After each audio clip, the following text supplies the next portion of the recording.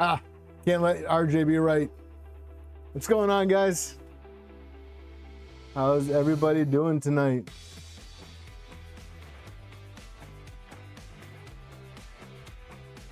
What's going on, Brock? Mike, RJ, Sean, how's it going? What's up, Brad? Martin. RJ, I owe you an apology, man. I will get your stickers out in the mail. I did not forget. I've just been insanely busy lately, so my bad, dude. What's going on, Tin?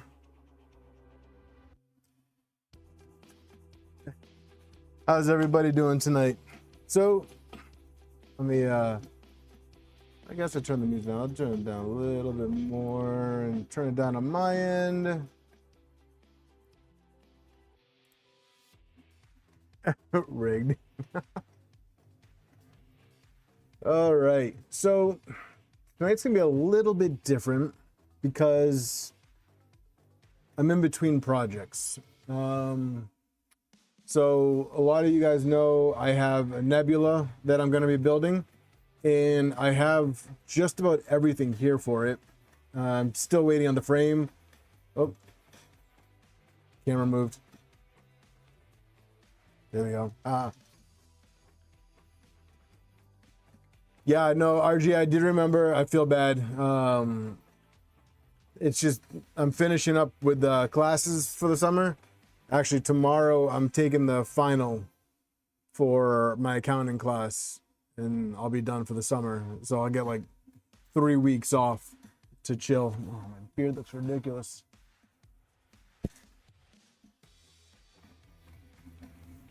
Nah, Mike, no rush, dude. Yeah, so I just wanted to kind of talk about like the state of the print farm. I guess you can call it right now. Dude, this shirt is bugging. Let me know if anybody in chat knows which band I have on my t-shirt. If you know, ultimate props, you guys rock.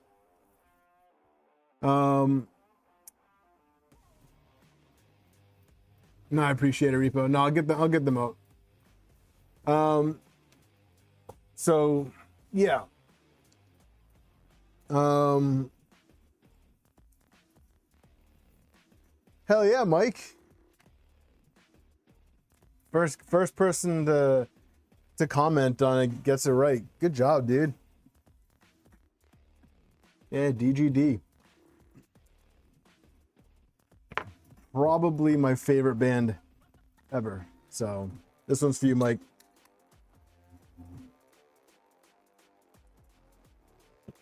Good job. Props.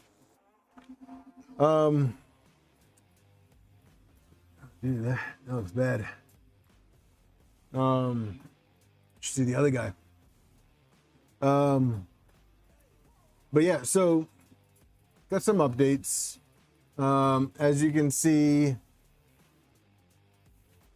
here, we have our NG with the box turtle, and this guy is working. However, kind of being a little brat, and no fault to the machine itself. After talking with a few people, I think it is the Pi, and I have two options. One, let me know what you guys think in the comments too, in chat. Replace the Pi with a more powerful Raspberry Pi. The BTT Pi, the BTT2 is in this one now. So far I can't complete a print without a time or two close, so that's really frustrating. We can try one actually. So let's go ahead and let's see how it fares. So basically what I did today earlier, I was kind of getting a little bit of inconsistencies with the Z offset. This is running the BD sensor. I wanted to try something different, and I wanted to turn off contact mode and try just running the old school manual Z offset. And it's been perfect. And I did figure out the second layer issue on this. I commented out the gear ratio section that I had in there. I guess with the stock reality motor, you don't need it. What was happening is I had that 2-to-1 gear ratio because of the 40 tooth gear that's on the motor and the 40 tooth pulleys that are on the lead screws. I figured 40 to 20, 2-to-1, you know, not the case. So I commented that out, and now everything's been working fine. Also, I did do this. I don't know if you guys can see this. Let me see if I can zoom in.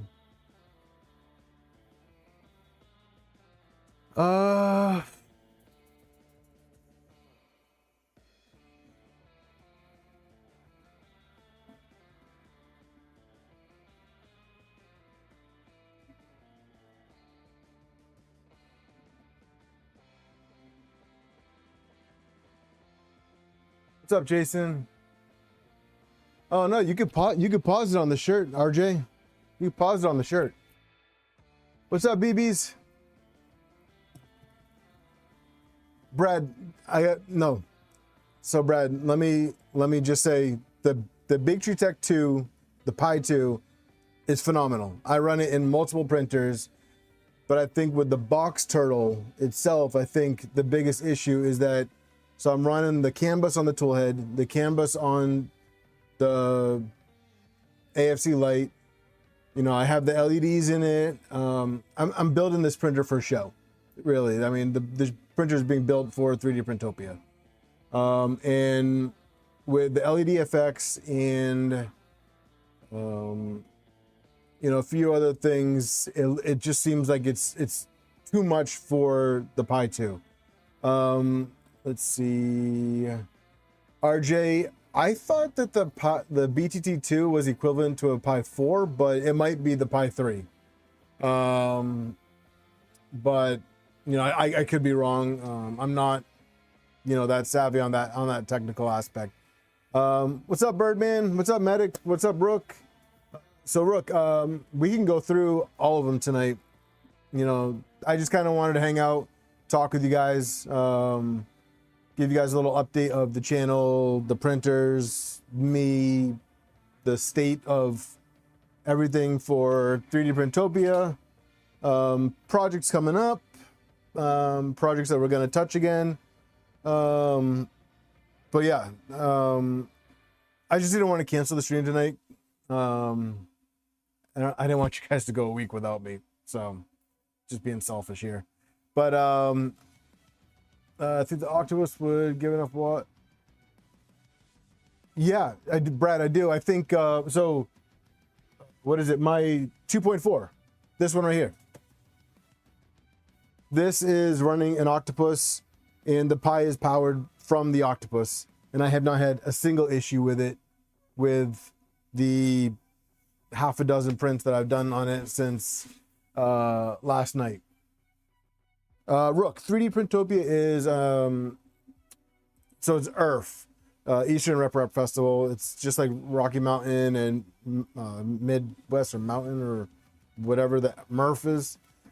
They just changed the name a couple years ago to 3D Printopia to make it more appealing to everybody else versus hardcore 3D printing enthusiasts.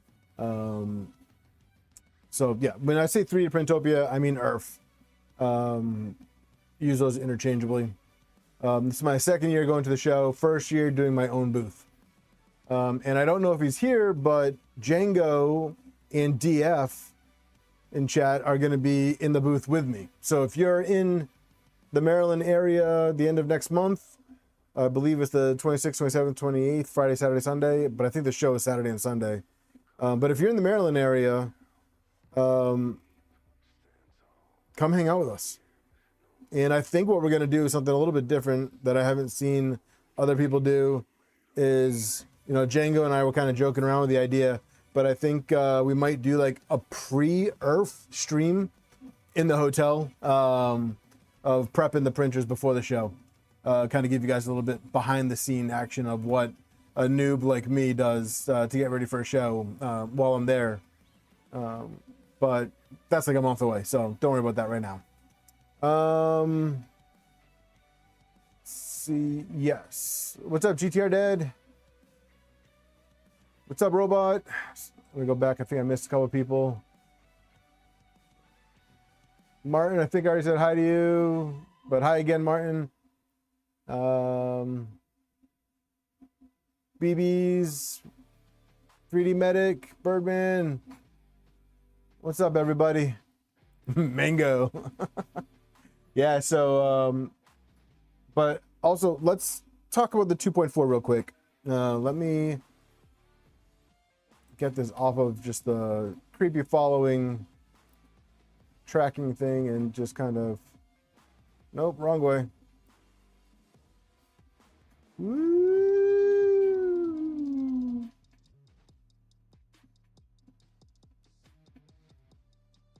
There it is.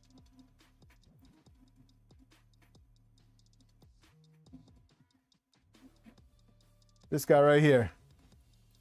So this printer is the one that I got from Johnny to do the Doom Cube, and we're gonna finish putting the enclosure on it.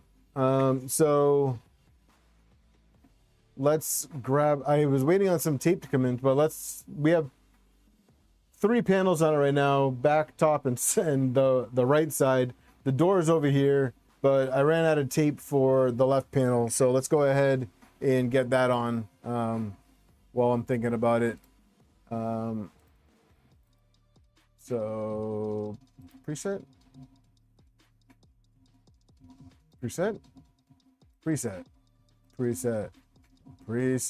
wrong way, over here. There we go. Mango Tango Django.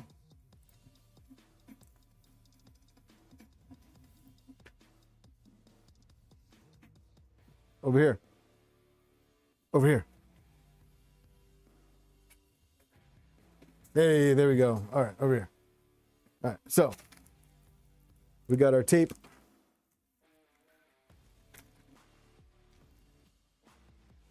What did I do with the panel?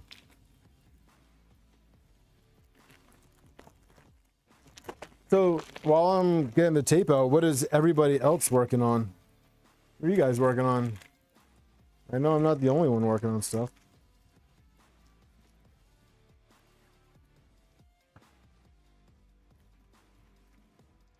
Ah, RJ. Hurry up back.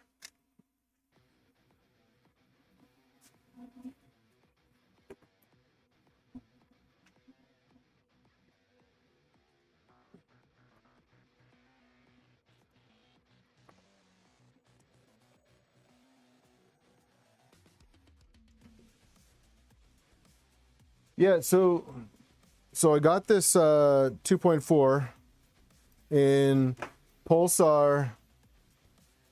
Oh, nice, Brock. Yeah, so I have a Mercury one that I built a while ago, but I haven't done Hydra yet. So I have a Nebula build coming up, and I'm doing Hydra on that. MPC and C firmware.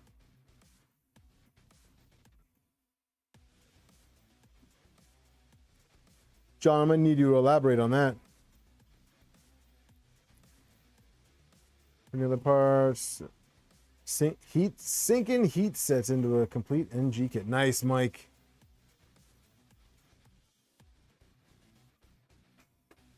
See a few NG builds. Nice.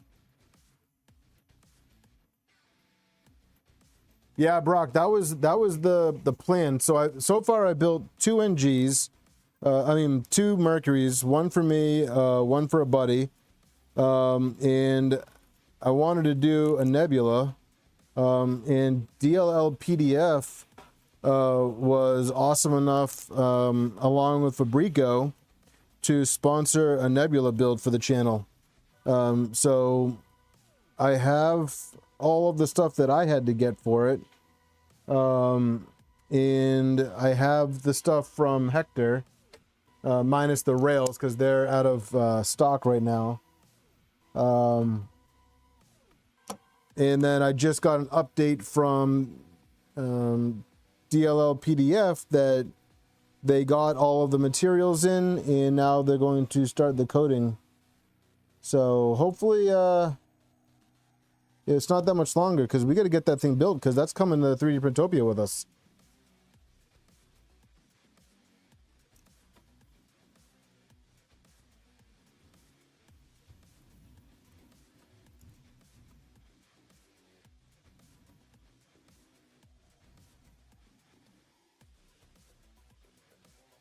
We might have to keep an eye on the time with that build, because if we end up cutting it too close, we might not be able to stick to the Tuesday stream schedule. We might have to do multiple streams a week. Are you guys going to be able to handle that much armored?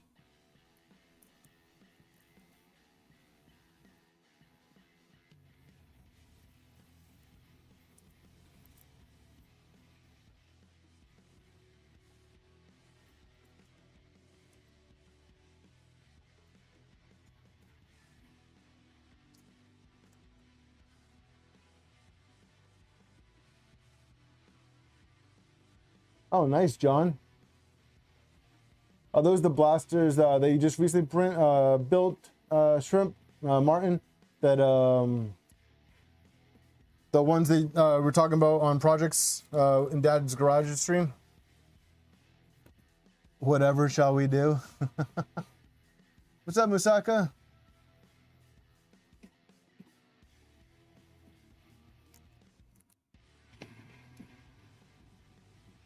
I saw someone's comment about Jabberwocky. Give me 1 second to finish this foam. I wouldn't mind giving the Jabberwocky a try.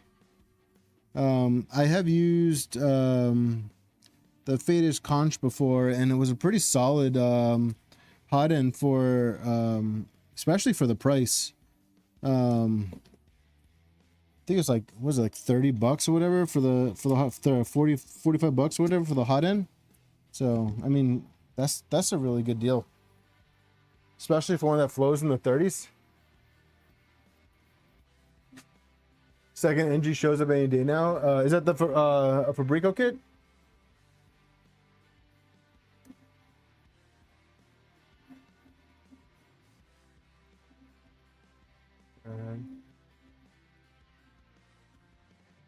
Nice, Martin.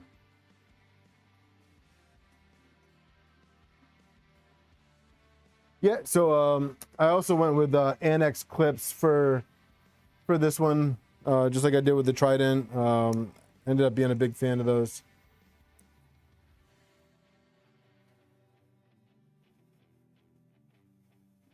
Fancrico kit. Well, that's their new name.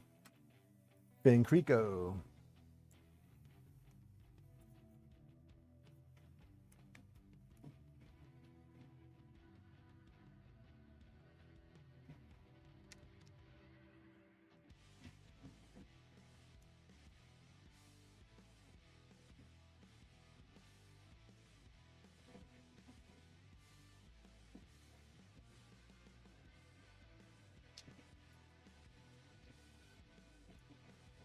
I need to learn how to count. I always end up printing more of these clips than what I need.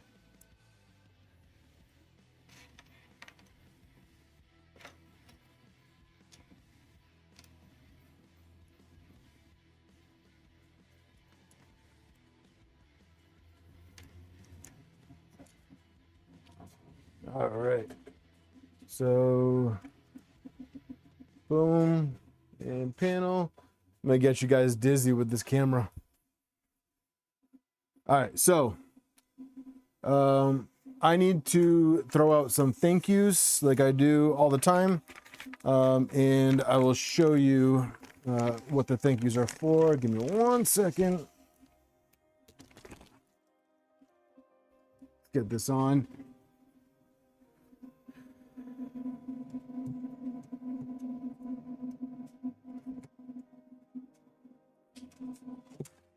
Whoops.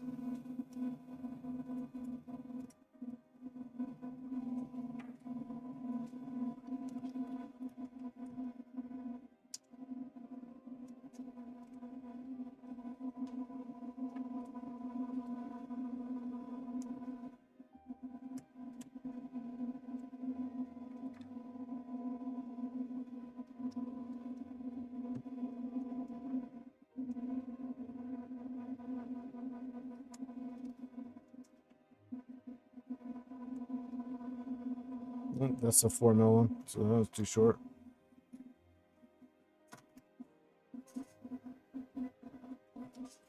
All right, so first, I'm over here. Come on.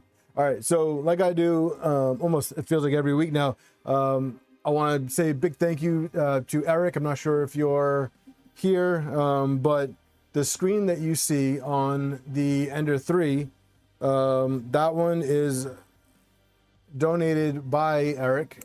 So thank you very much, Eric, for your generosity on that.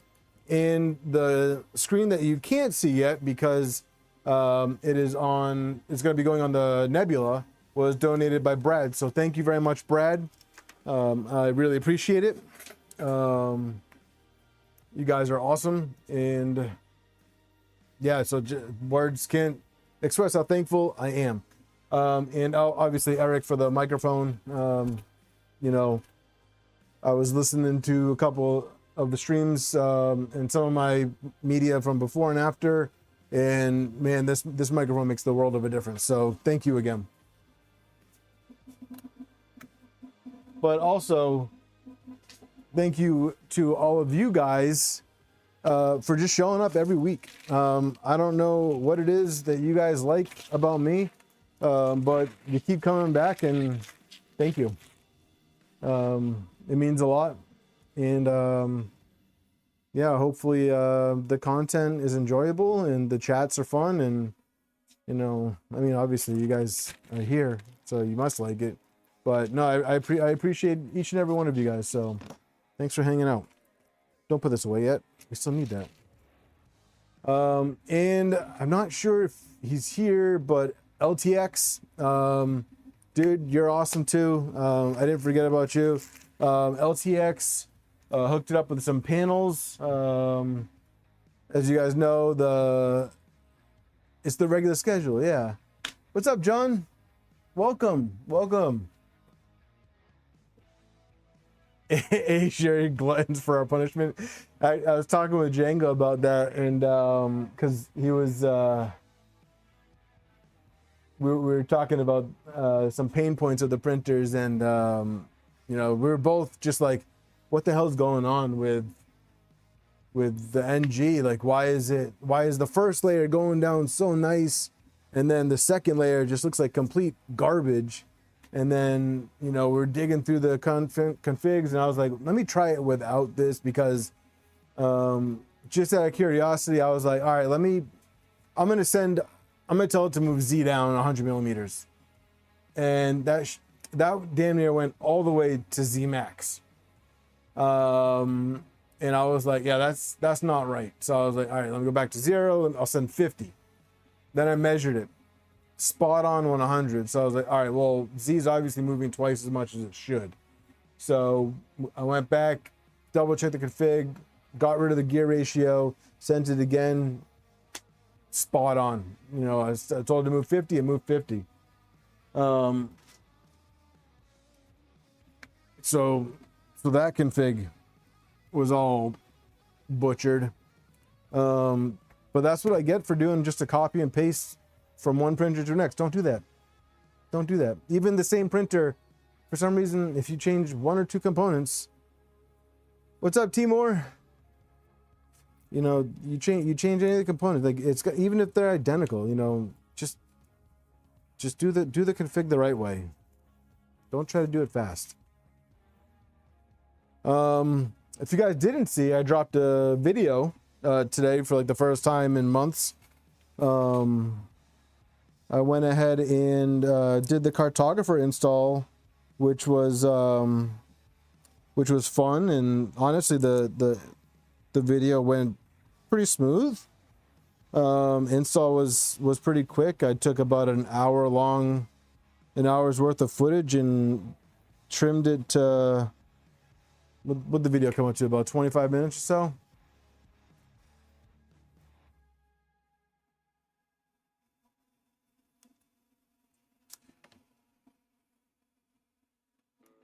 Well, so Brad, so the reason why I had the gear ratio in it before was, so I was talking with a gentleman on the NG Discord, and we were running into a situation, mostly with like the BD sensor, where the readings were being weird, and it was just with the single Z setup. And so doing some digging, we changed the gear ratio to a 2-to-1, and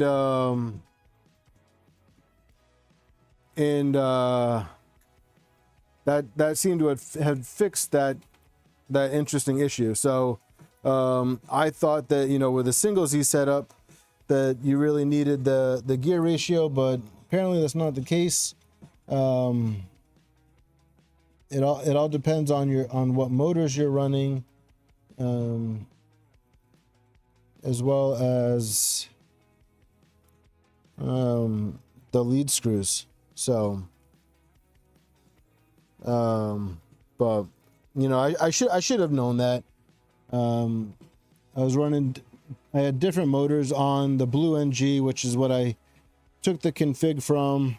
Then on this green NG, you know, I'm running a stock reality motor for the Z on the green NG. So, and that's not the motor that's on the blue.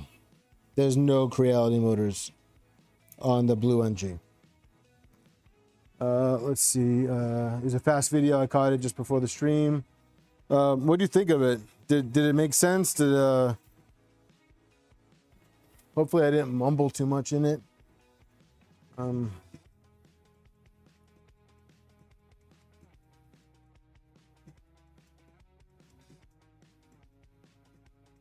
Okay.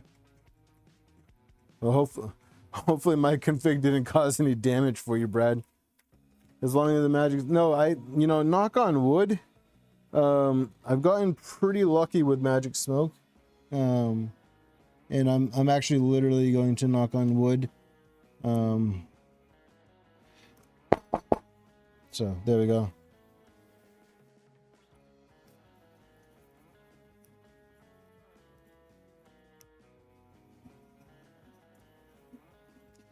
But yeah, so let's talk about some upcoming projects that we have in store for the channel. So, you know, we've already talked about the Nebula, and one thing that I can talk about is this one, this guy right here, the SV08. LTX did not like my DIY enclosure, and he is in the process of cutting me some panels for it right now. So I should have those, you know, in the next couple weeks. And let's see. Oh, we're replacing the smoked door with a clear one. And I think he's doing a floor panel for the green NG as well. So huge shout out to LTX.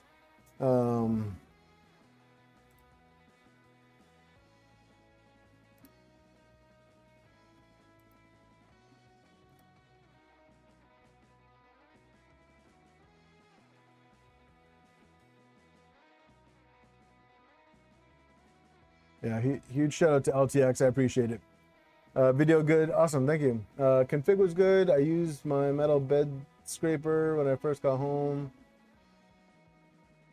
Oh, nice. Yeah, that was smart. Yeah, definitely use the something metal to trigger it before, but yeah, before you send it to the build plate. That's definitely a good idea. Icarus, how's it going, man? Yeah, it's good here. I can't really complain at all. Let's go put this clicky clack door on, and now we have a enclosed 2.4.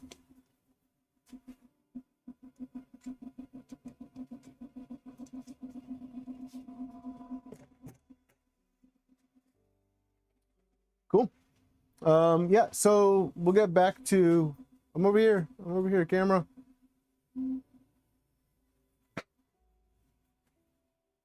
What's up, precursor?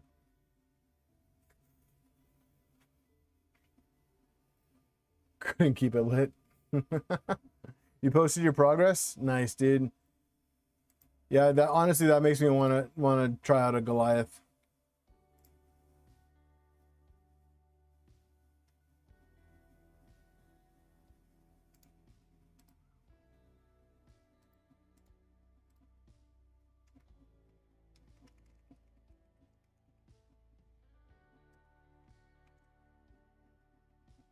Yeah, that nebula is coming out awesome, dude.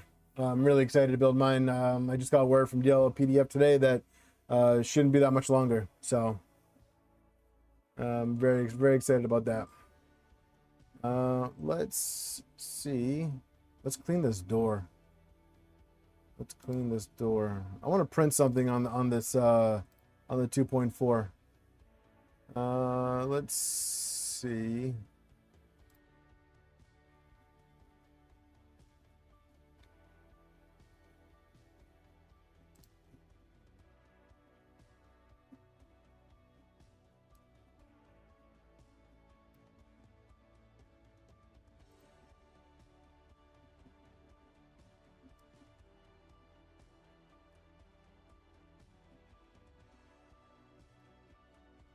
Start preheating it.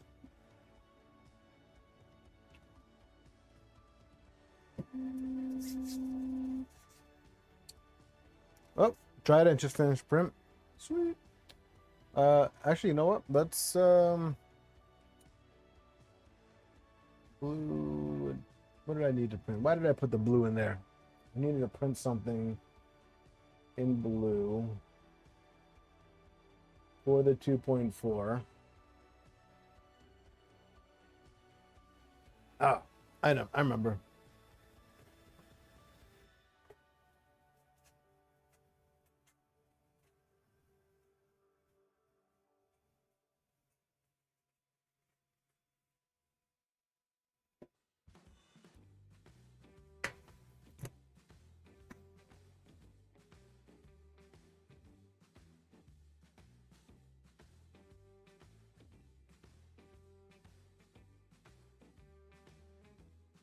Part of me does want to print a new housing for the stealth burner. Just basically print another stealth burner. Do the little two-tone face that I have on the Trident and the switch wire. You know, keep them matching, but also the clockwork too. It needs the ECAS fitting. It needs the ECAS fitting on it. It's hard for me to do without that.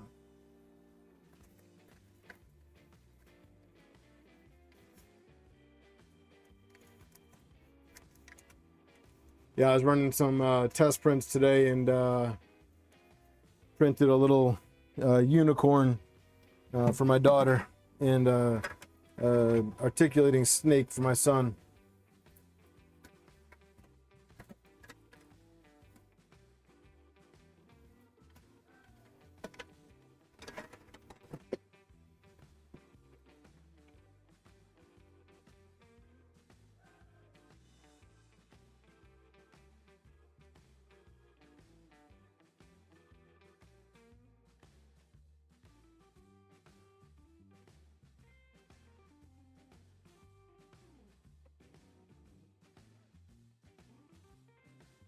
Right from the heater. Havoc, you didn't really miss much. We're just kind of talking about, you know, future streams, future projects, stuff like that. Talking about the nebula that's coming up. Going to be working on the SVO8 soon. Oh yeah, I didn't even really get into the SVO8. Let me drop this down and then I'll come back over. We could chat about that SVO8 because that's gonna be a cool project.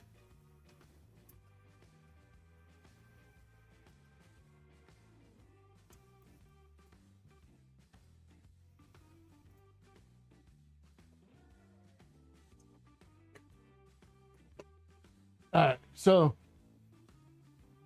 Dave, do I have Discord? Yes, I do. Discord should be in the description, buddy. Nebula is it's a version of the Mercury 1, but it's a complete frame. It's a ground up build. You don't use the Ender 5. It's not a conversion anymore. It's just a ground up build. So I'm using the DLL PDF frame and the Fabrico kit. Actually, we had the Fabrico kit right here. If anyone hasn't seen the kit, we can go through it. The only thing that's missing right now is rails, because they're not in stock, and Hector just wanted to get this stuff to me.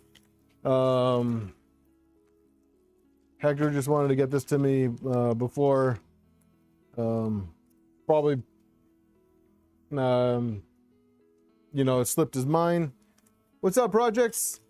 Delmar, what's up, man? Long time no see. How you doing, buddy?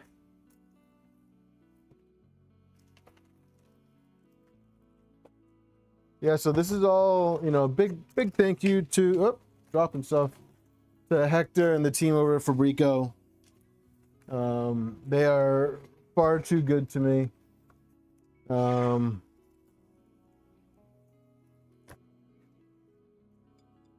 So this is just about everything that you'd get in the Mercury kit. Might be a little bit different. It's been, oh geez, 2 years since I built my Mercury, and probably like 6 or so months since I built this other Mercury for my buddy. Let's see. You built your Mercury from Fabrico parts. Yep. Both of the Mercuries that I built so far have been Fabrico kits. Brock, I'm going with the 370 bed. It's going to be the DLL PDF bed. Thank you, Delmar. Yeah, it's come a long way.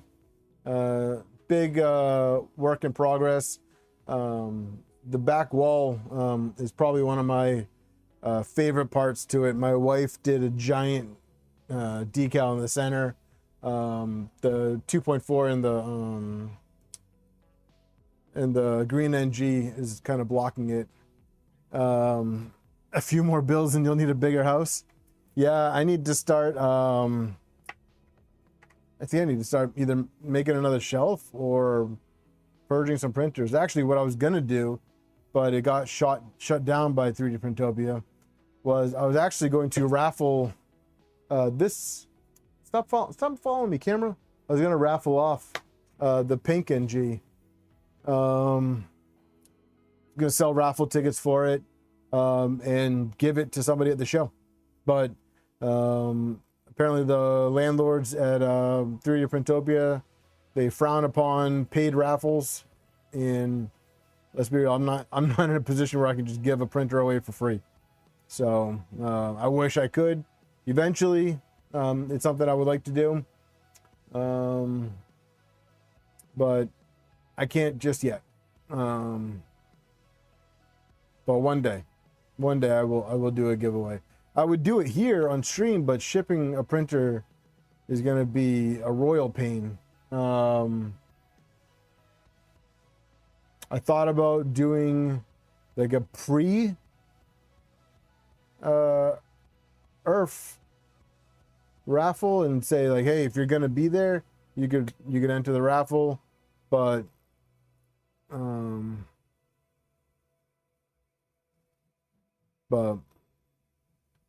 you know, RJ, I thought so. I would love to do that, but shipping the printer is really going to be troublesome. And even just breaking it down is not really something that I'd want to do.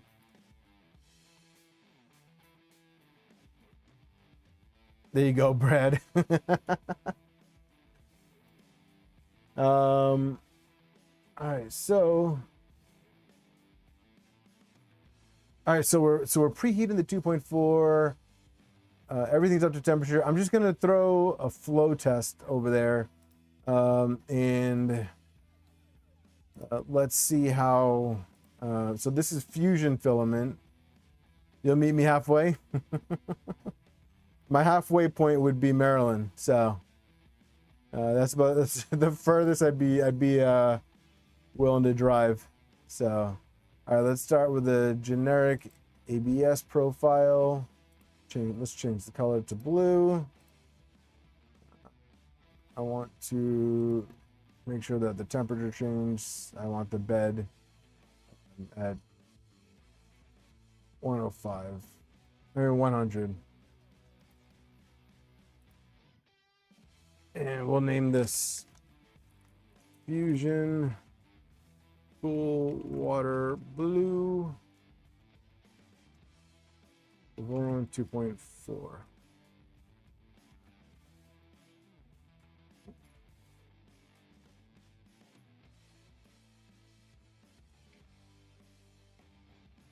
That sucks, Brad. Guess your kid gets to see the Capitol.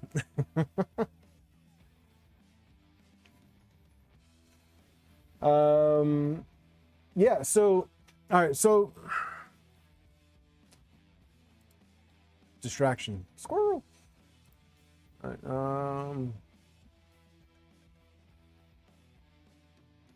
I'm in Massachusetts.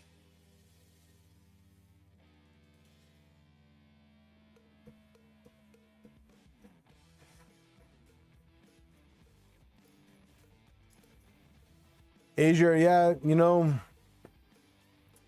that's true as well. What do I do with those tweezers? I just want to make sure that the nozzle's cleaned off on this. I don't have a brush on this just yet.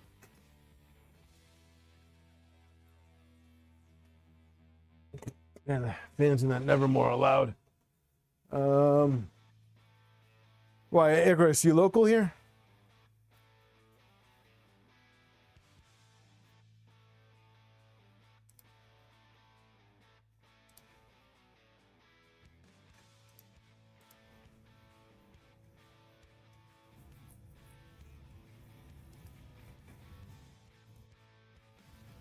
I wonder how much it would be to ship. What 20? You're in Michigan. Oh, nice. What 2504s are recommended for the Z? Well, so the speedy powers are 2504s, and the super powers are 2804s. I think either are going to be plenty for Z. I bought some Stepper Online motors for Z, and I'll likely be using these Honey Badger motors, which are the Honey Badger 2504s.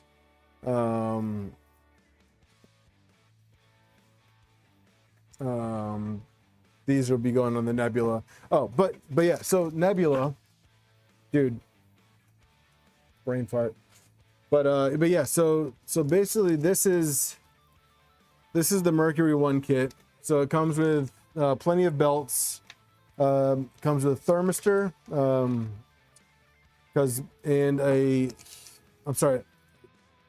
thermistor and a heater cartridge. For those of you going with the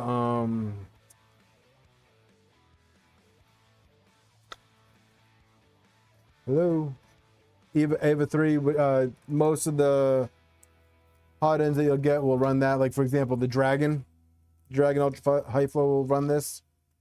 Then it comes with some idler pulleys, some gears for the motors, your F695 bearings, motor harness, and then this beautiful kit with all of your hardware in it, which does include sandpaper for your pins, and everything is labeled. I actually keep, because one, I'm a hoarder, but I actually keep my bins because they just work so well.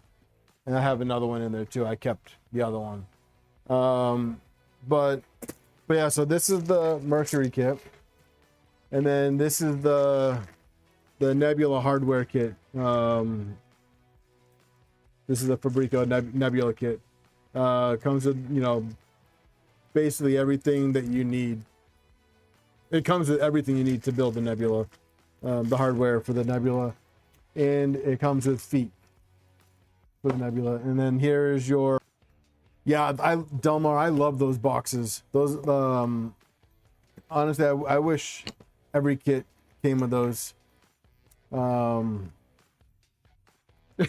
that's... The Mercury was my first build that I ever did. And I think I got spoiled with it because of that.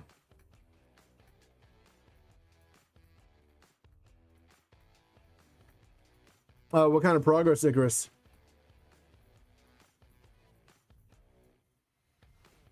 Yeah, that's a good switch, Brock. I've been running the same octopus in that Come on, man. In that Mercury, right there, for 2 years. Same Mercury. That it has a new Pi. I swapped out the Pi version 1.2 in it from Big Tree Tech. I swapped it out for the Pi version 2. That was a good choice. That was a really good choice. Ooh, Neptune 4 Max Core XY conversion. Nice.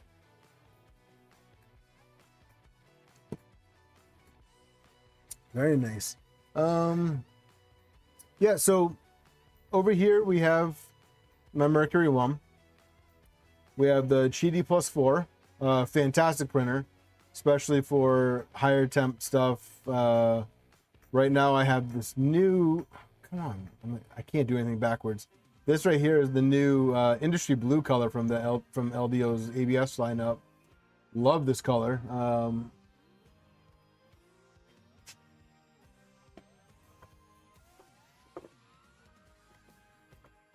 actually printing parts for a printer that I cannot talk about just yet, but I will show you one piece so that you can see the color.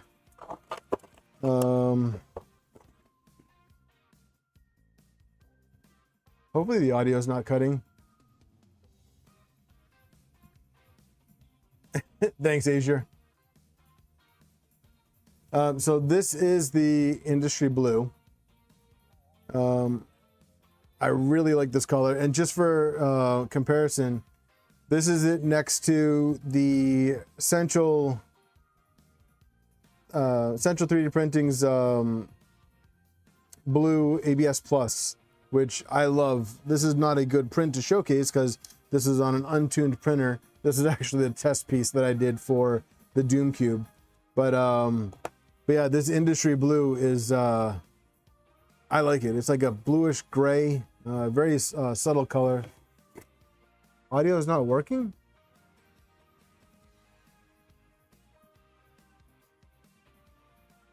You guys can't hear me?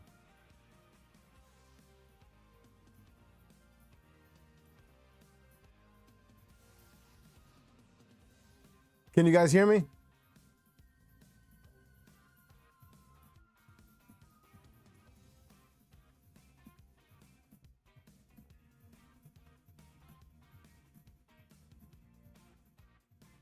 Hello?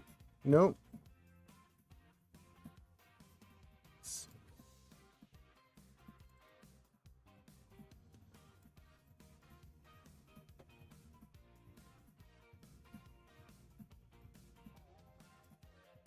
Okay. All right, cool. All right. Yeah, those of you that are having trouble with the audio, maybe try refreshing the stream. Marco, hey John. Let's see, what am I some guy, yeah, so Brock, I wanted to SLS print the Hydra parts, but no, that's money, that's money I don't have to spend. The delay, I always set it for no delay, but I think it has like a default like 20-second delay. Asia.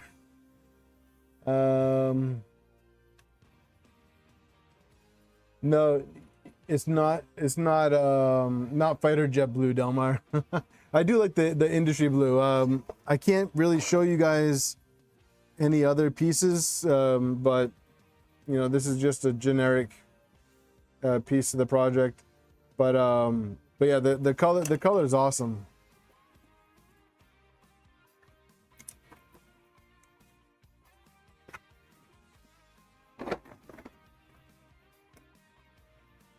Precursor, you should send me a link to where you got your SLS stuff done.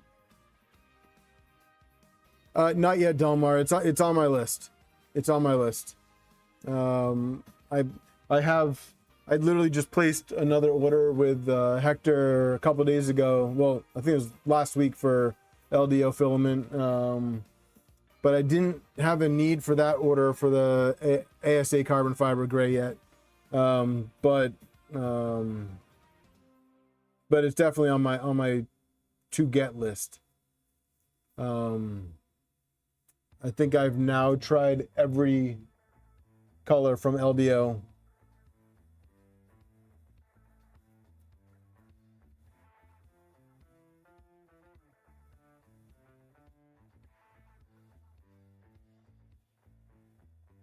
It was funny, I asked Jason maybe a couple months ago if they had any plans for any new colors.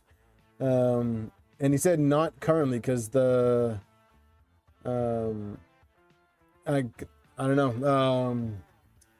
He said not currently, and then next thing I know, the industry blue comes out, and I was like, oh, I wish I knew. I would have bought a whole bunch of that. I do like that color. I'm gonna get more of it.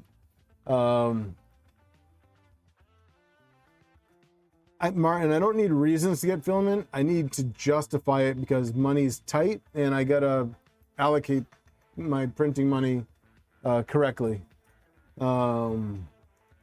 Otherwise, my cabinet would just, I mean, in all honesty, my cabinet is full right now, and it's actually so bad that I have a box of filament from Fabrico, a bag of filament here, a stack of filament under the table. I mean, I got filament. If you look carefully at the office, well, the shop, there's LDO filament everywhere, but also I have some Central 3D printing spools, some Polymaker, LDO, Ambrosia. There's Atomic around here. Honestly, for the price, the Central and the Atomic, I mean the Central and the LDO, I mean you can't beat those two. I think, what is it, like, it's $17 for a spool of the Central ABS Plus and then $20 for a spool of the LDO. I mean, and you can get the Central right from my website and help support the channel. I mean, for the same price, that's crazy. I need another cabinet, Martin. Not a bigger one, another one. And actually, if you see the cabinet with the helmets, I could just repurpose that. I just have to get doors. There's plenty of room on the wall, Marcus. I do have a rep rack system that I'm not using. Actually, if you look next to the Mercury above the Cheetah, come on, backwards, right there, that is a mount for it. Come on, right there. That is a mount for it. But I took it down because the Mercury enclosure blocks it. LTX, we were just talking about you not that long ago. I was throwing out my thanks to people that have helped me get ready for 3D Printopia in general, and you were on that list of thank yous. Let's see. So the SV08 behind me, what are we doing with that? So the SV08, we are doing an overhaul on it, like complete overhaul. So I have an electronics package for it that includes a Leviathan, Raspberry Pi, EBB36, and a new tool head, which is the Yavath which has the Orbiter 2 and the Rapido 2 ultra high flow. So that's gonna be really cool. And then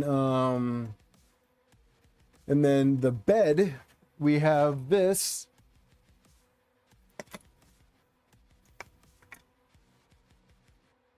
This package that came in.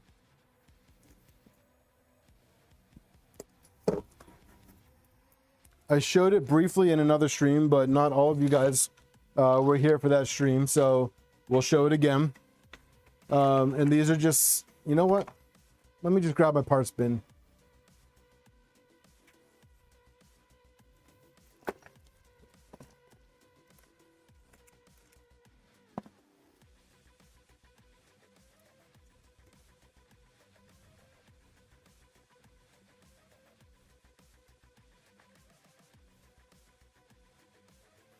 All right, so it's kind of in pieces right now because I have to reprint a couple things.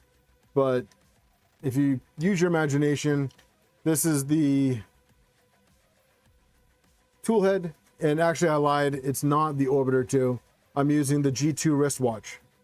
So this is going to be the tool head for the SV08 with some Honey Badger fans. The G2 from LDO. And then that needs to be redone. This is the carriage for it. And we have beacon right here.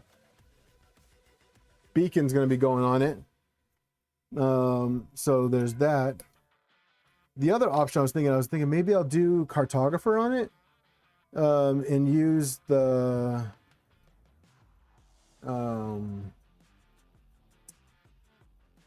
Nighthawk 36, and then that way I can just connect it right to that and keep everything LDO for the electronics minus the cartographer. But you know, I guess I could do that with the beacon too. Yeah, screw it. We'll just stick with the beacon. And then my buddy Mike over here put together this beautiful CAN cable. It's not my first beacon precursor. I got beacon on the Trident. Beacon is going to go on the Nebula, which, by the way, I need to order another one from Hector. I did put cartographer on the 2.4, and I have cartographer on the +4. Both of which have been great. But Mike put together this beautiful CAN cable for me. So we'll probably actually stick with the EBB36 so that we can use this CAN cable. Let's see. Mike also made this harness. This is for the box turtle. This is for the motors for the box turtle. This is going to go down here with other box turtle stuff.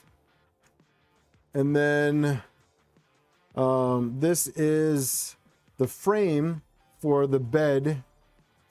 This is printed out of PET carbon fiber from Polymaker.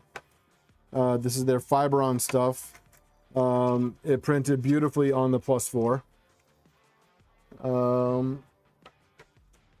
And then the cool thing is right here. Funzor sent me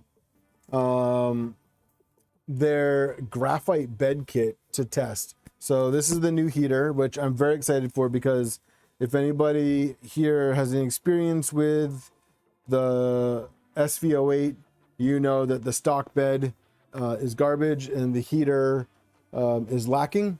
So I'm excited to try out a legit heater. Comes with a little bit of insulation for the back of it. A new build plate, which is great because my build plate currently has 2,500 hours on it, so it's tired, could use a refresh. So this comes at a perfect time.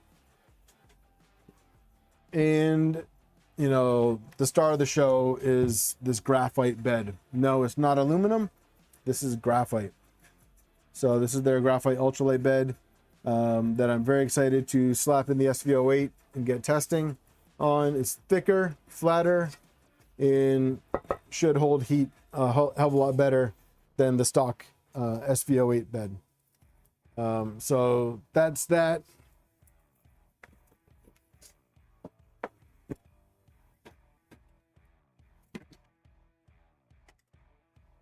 And then LTX is sending me a brand new set of panels to get rid of the painter tape enclosure. That enclosure is very DIY. That has been on the printer since I got it over a year ago, and has worked great. I hold 50-degree chamber temps, and I have no issues with that enclosure other than the fact that it's hideous. It is embarrassing. I got duct tape holding the fake door on, and I just put painter's tape on it to give it some color. Asia, I'm not sure how much this kit is going to cost yet.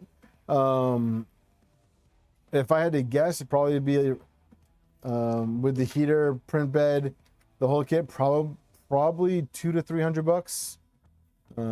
I think that's what aluminum beds are going for with heaters and build surfaces, especially that are 350 by 350 and 8mm thick. Icarus, hopefully you enjoy your SV08 at least half as much as how much I've enjoyed mine. Like I said, I got 2,500 hours on mine. It has been the staple of my print farm as far as reliability and performance goes.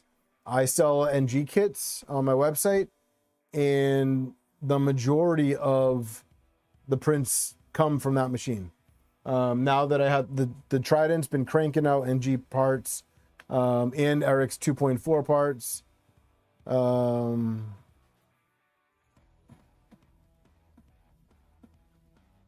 I can ask him, LTX, and thanks for the heads up, precursor. I will tighten everything down very carefully.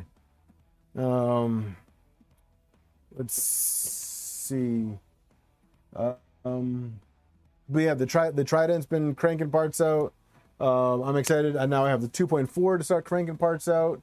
The Cheaty, I do print NG parts on there, but that one I need to spend more time tweaking the profiles for.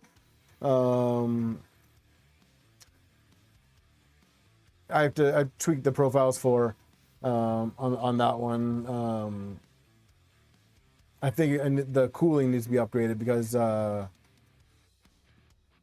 I think the cooling is a little bit lacking on that printer. Brock, yeah, no, I'm familiar with the 0G relationship with Funzor. It's understandable, you know, they went out and you know, maybe they didn't have, I don't know the politics behind it, but yeah, no, I do understand that. But Funzor, they've done a lot for the SV08 community and the printer itself. So I have been talking with Nadir, who's basically the SV08 guy, and the two of us were talking, and you know, Funzor and I had a conversation, and we agreed to test this graphite bed. We originally were talking about their aluminum bed, but they asked if I wanted to test this, and I was like, yeah, that sounds good. Let's do that.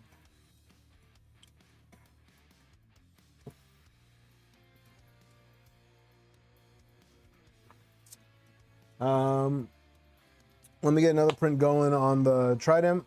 It's some of the last parts for this order. So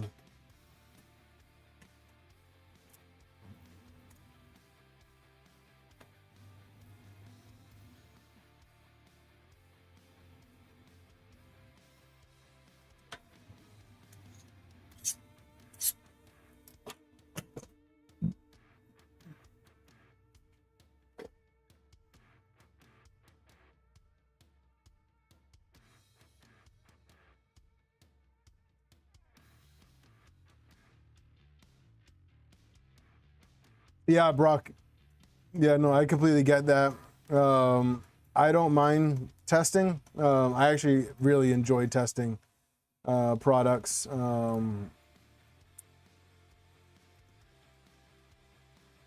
So, you know, I don't mind that at all. And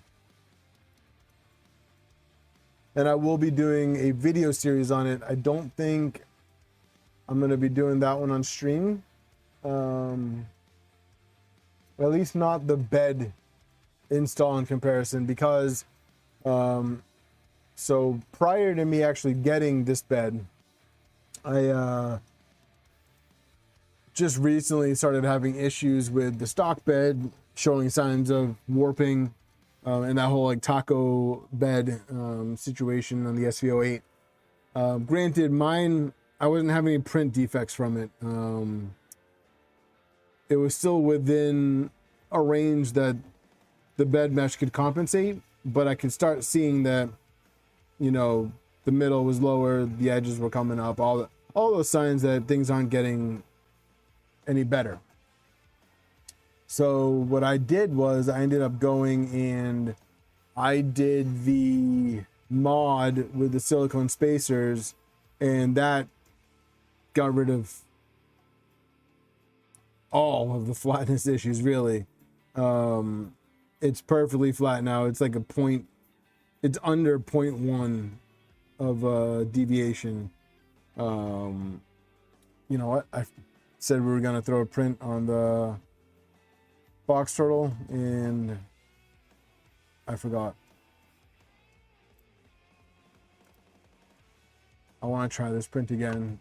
If I can get through this print without a timer too close error, I will be really happy, because I really want to print this for my kid.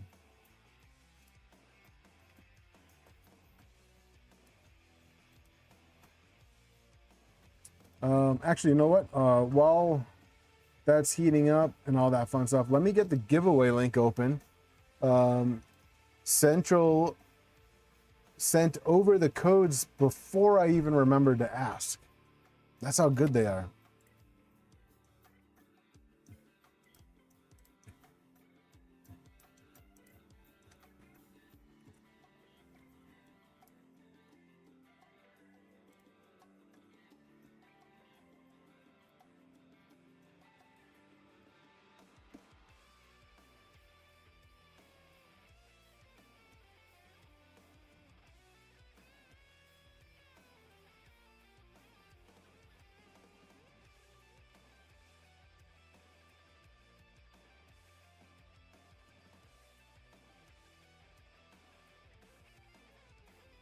All right, so for those of you that are new to the channel, if you are in the United States, go ahead and enter the giveaway. The link has been posted in chat, and you basically get a free spool of Central 3D Printing ABS Plus. You just go right to the website. You'll get 2 codes from me tonight. One code is for the free spool, and the other code is for free shipping. That second code for free shipping works for your order. So if you decide that you want to add 1 or 2 or 3 or 4 more spools of the filament, go ahead and do so, because your shipping will be free. They typically have a threshold of, I think it's $150 for free shipping, but if you win tonight, you get the free shipping. I think projects you won last week.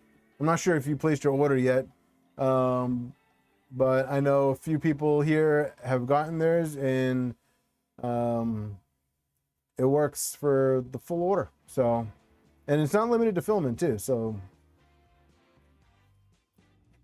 Robin, when did you win? Was it 3 weeks ago?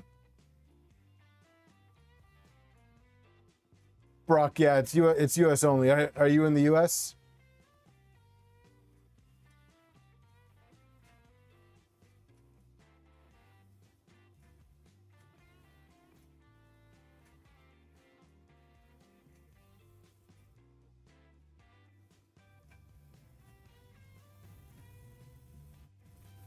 Well, Robin, I appreciate you sitting this one out, letting somebody else have a chance. So, but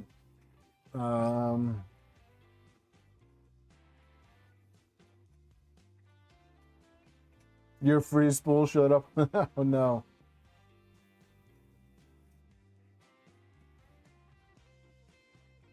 Let me see something.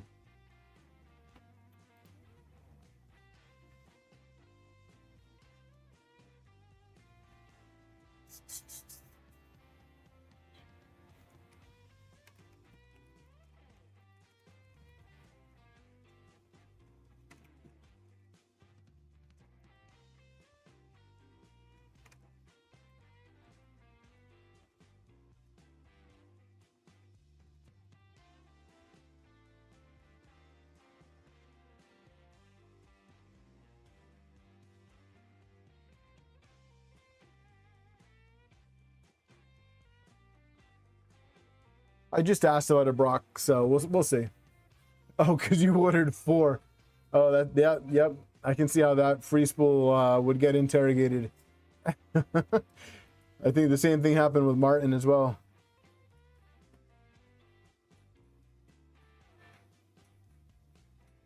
Havoc, nothing wrong with one more free spool. Well, Icarus, you gotta enter, because you know the good thing about me having such a smaller audience for you guys is that it's a better of the odds for you to win. So, you know, you have a better chance of winning here than you do on streams for like Modbot or Nero or Steve. They have much higher viewer count, so an entry count. So LTX, yes, the key is to order 10 at a time, but you got to order it from Armored Printing. It's the same price whether you order it from me or from Central.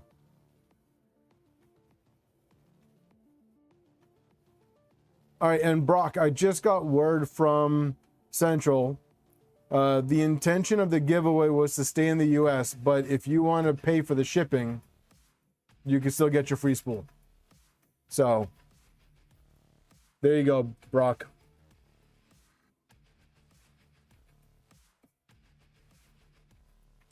Enter if you would like. Well, Icarus, join the Discord. You can bug me all you want. I'm usually always on Discord. So, yeah, you won't get any complaints from me.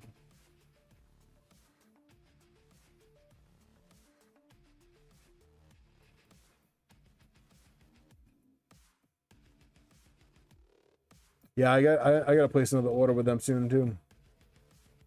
Actually, you know what? Let's order a couple spools right now. I want to try some of their some more of their sparkle stuff.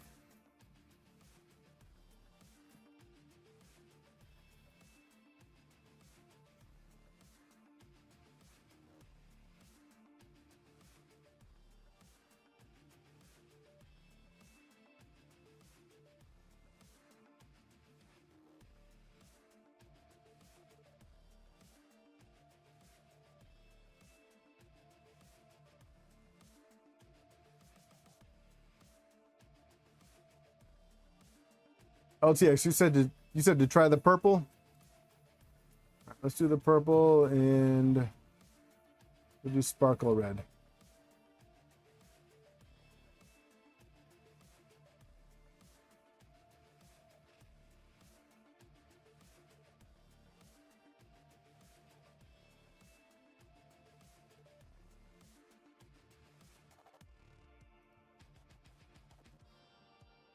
Oh, nice. Yeah, Brock, I mean, if you win, I mean, even just paying for shipping, and you'll get the code for the product tonight, so you know, you don't need to order it tonight, so. Oh, appreciate it, LTX. Look in general chat.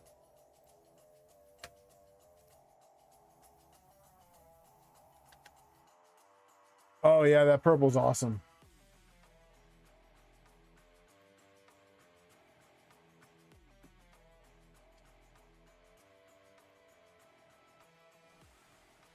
It's very close to the purple for LDO as well.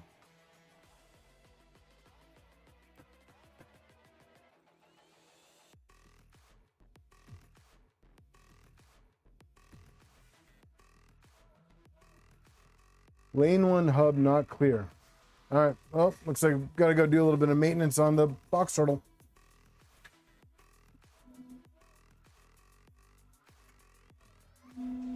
So, lane 1 hub not clear. Pull this out.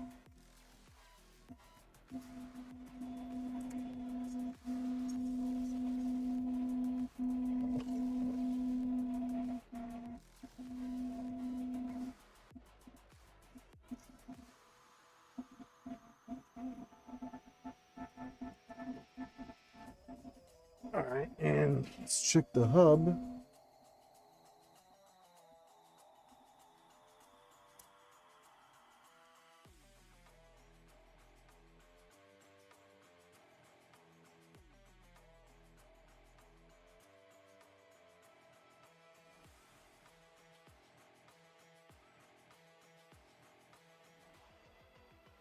Hub seems to be cleared now.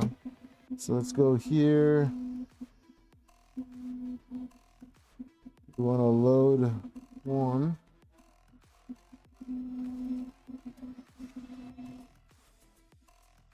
There we go.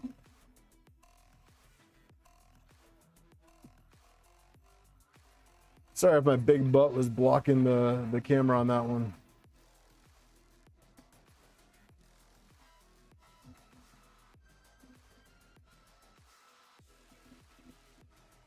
Yeah, Precursor's attention to detail on his Mercury builds are just ridiculous. Yeah, I have the sparkle black and I have the blue here, and they're both phenomenal colors. I'm a huge fan of both of those colors. The sparkle black is just gorgeous.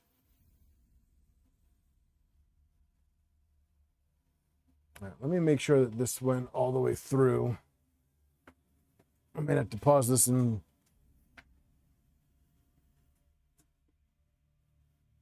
nope, it's printing. And for those of you, you know what? Here, let me switch. There you go. And I got a better view of the printer. And I think actually it might be better if is it better if I shut the light off? Yeah, there you go. You guys can see the sus burner tool head on the green NG. That is the new one from the team over at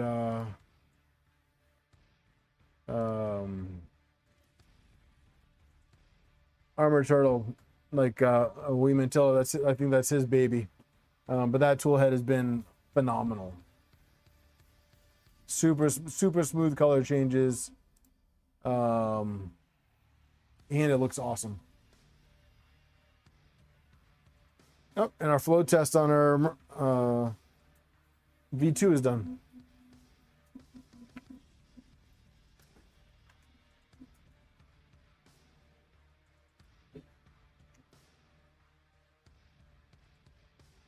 Oh, that one didn't work.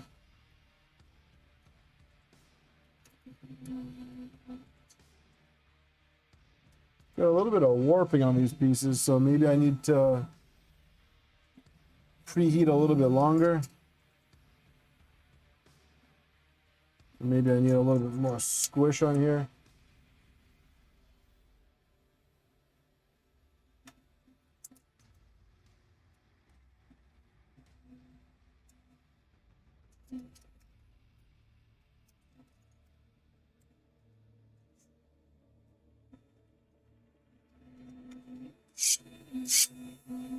Or maybe I need to cheat and put a little bit of Vision Miner on here. But looks like, as far as the flow concern goes, we need to go plus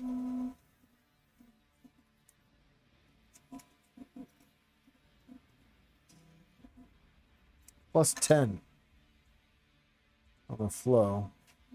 Probably a little bit less than that.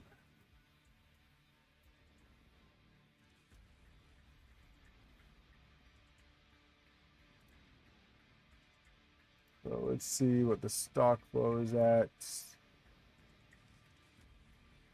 It is a little bit low. So let's calculate the new one. So we got 0.926 times 10. 500.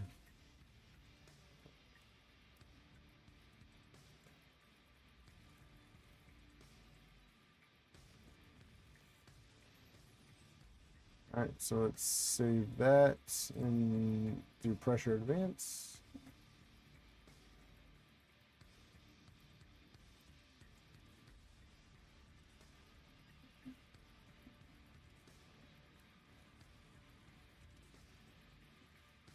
So precursor, how many hours do you have on the on your nebula now? The new one you just built.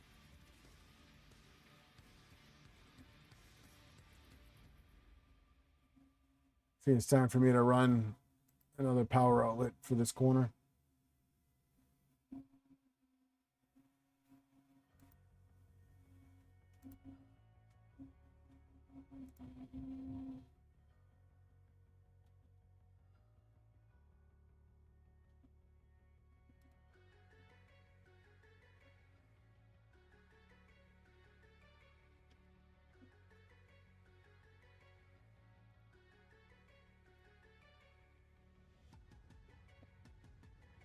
Mrs. Lee Marie, how you doing?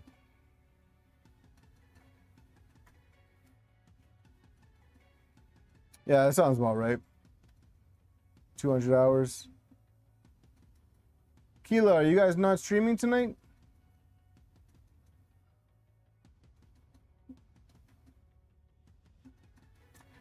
I know what it was that I needed to print on this 2.4. It was the armored turtle brush.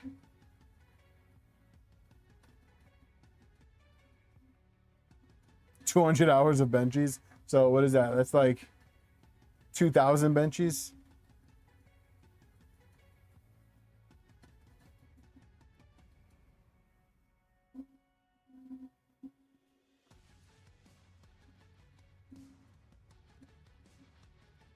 Keela, I thought I saw you guys. Thought I saw a notification on your Discord that you guys are streaming tonight.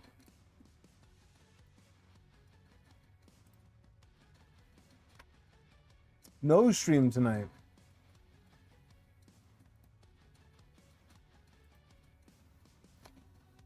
Oh, nice.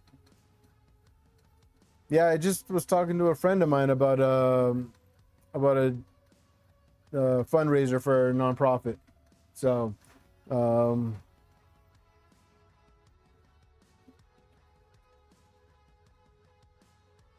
man, we got a layer shift.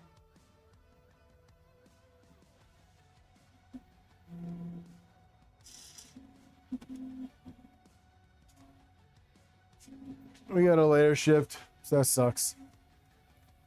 I'll restart it.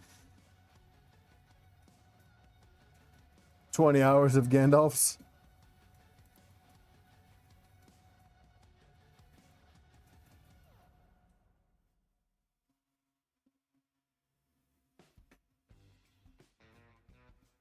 I think I'm gonna have to go do a little bit of digging on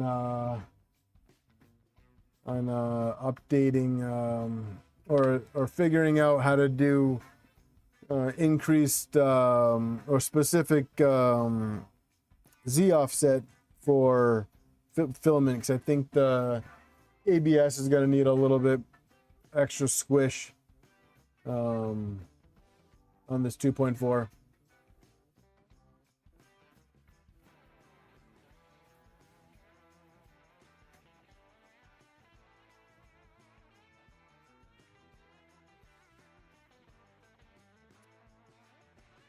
And actually, you know what I'm gonna do? While I'm canceling this, I'm gonna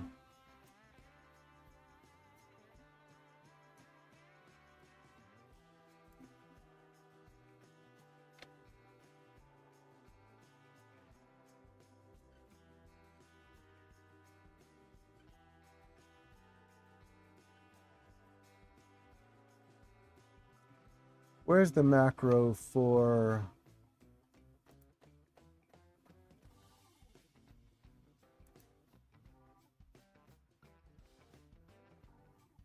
so we want cut.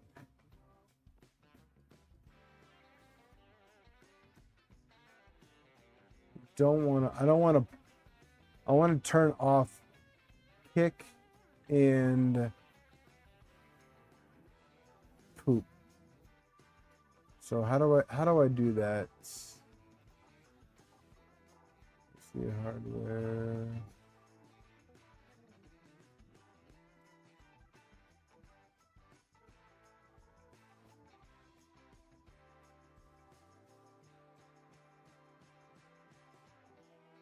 Here we go. All right, so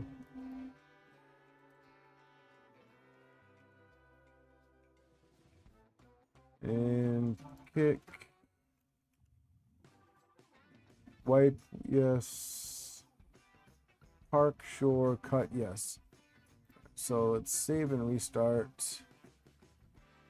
Since we're doing the purge. Oh, are they really, Keela? That's a really good price for the Polymaker stuff. Oh man. See, now I'm tempted to grab some more Panchroma. That stuff is good. The Panchroma stuff is good.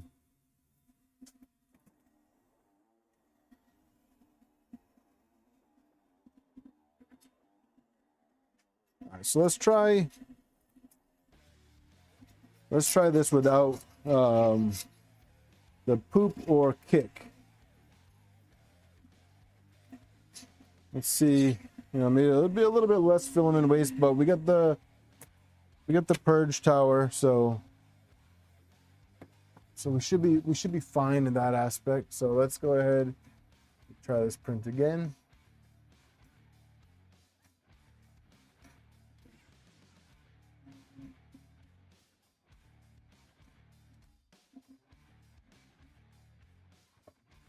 Also, for the Panchroma stuff, Precursor was actually the one that advised me of this. The matte black flows like crazy, and that's actually what I did my speed benchy run on this printer. I did the speed benchy run on that one. I think it was like 5 something was the fastest one. 6 something was the fastest one that I got on it. I just don't know how to slice it faster than that. But I think it's like 645 was like the fastest benchy that I got on that blue NG. And I just couldn't slice it faster. I need actually sit down with Precursor and make a Cura profile for the NG. I think.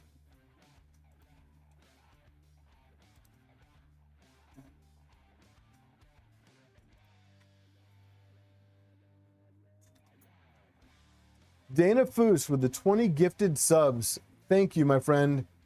We were just talking about you too, Dana.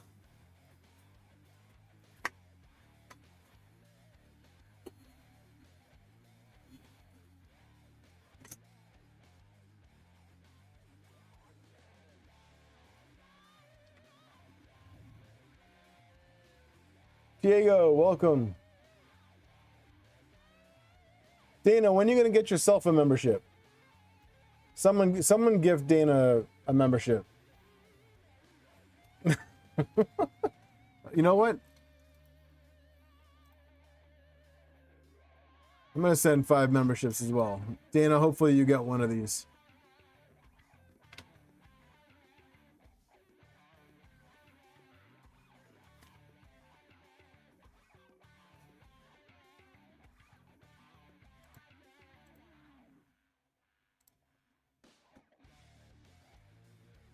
Here's 5 more.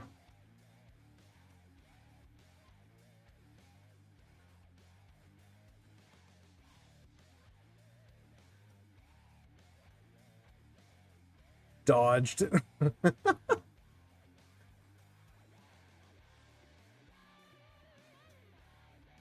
So Dana, you ready for the show next month?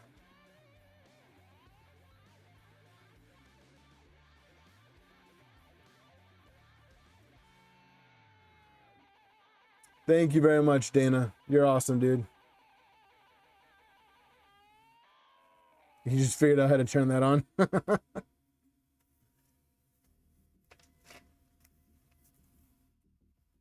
For you, Dana.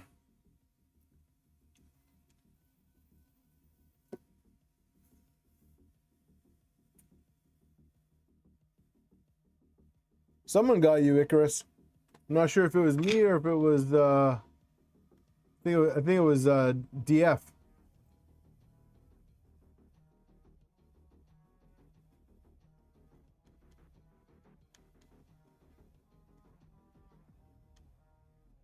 Wait, did you add a membership?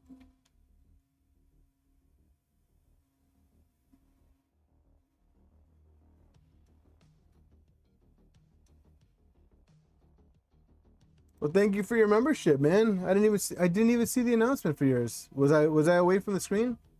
I'm sorry, man. Thank you. Much appreciated.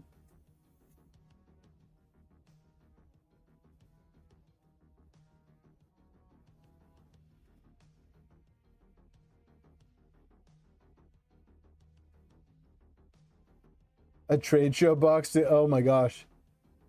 No, I don't think we need one of the one of those boxes.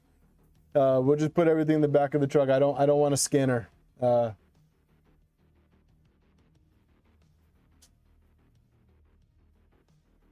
right, guys. Box turtle attempt number 2 is running.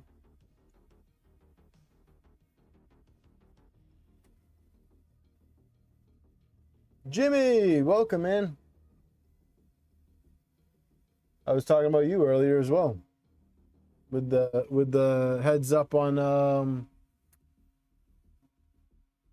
with a heads up on the whatchamacallit.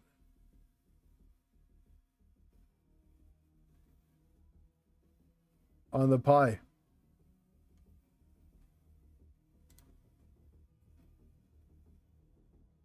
So box turtle's printing right now. We'll see if it can go through this print without a timer too close. Actually, you know what? Should I shut the... I don't know if it's possible to shut the LED effects off while it's printing.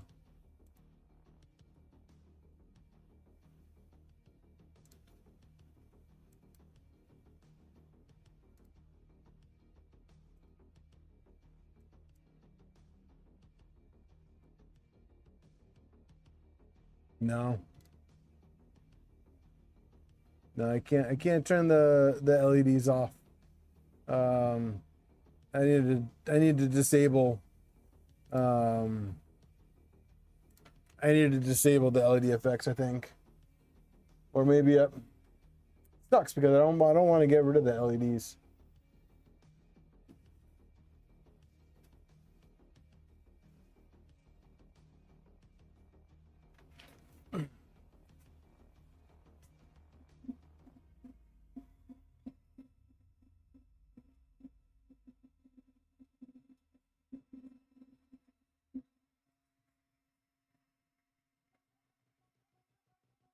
First layer is looking a little ugly, but I can dial that in. Right now I want to focus on these color changes, making it all the way through.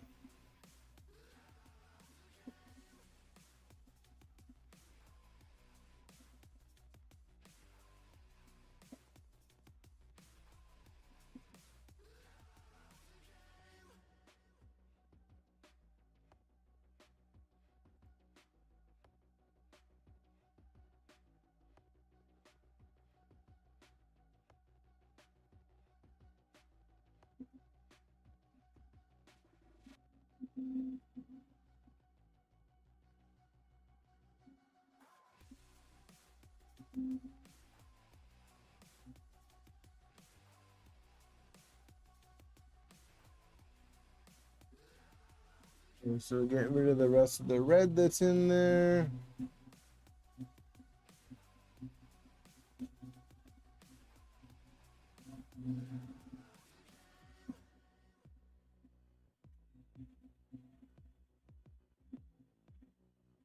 Yep, and now it's gray. Okay, so the color change worked.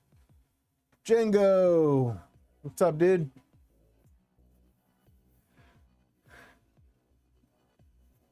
Django, you missed the sub bomb from DF again.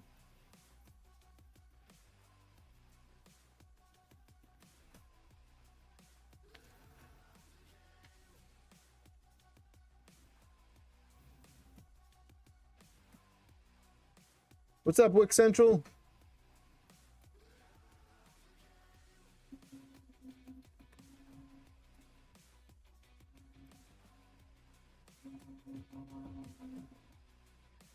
Yeah, so as far as the printers that we're taking to 3D Printopia, The green NG with the box turtle is one of them. This trident is another. This NG right here, this blue one is coming. And then if we can get the nebula in time, the nebula will be going with us as well. If we don't get the nebula in time, then it's going to be those three.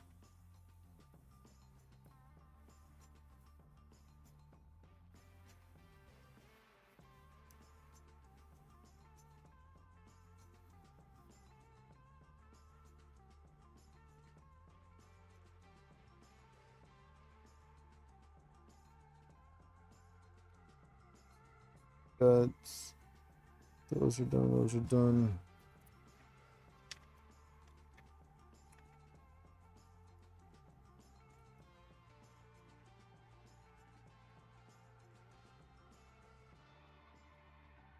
Lee Marie, what's up, dude? Welcome, welcome. Repo made it back. Oh, Icarus, that's cool, man.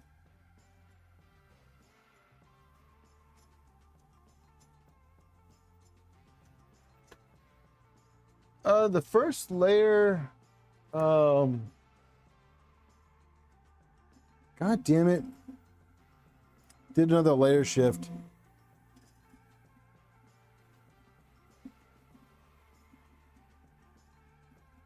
So I think the layer shift, I think it's hitting the, I think it's hitting the screw for the cutter. I think it's hitting the screw for the cutter.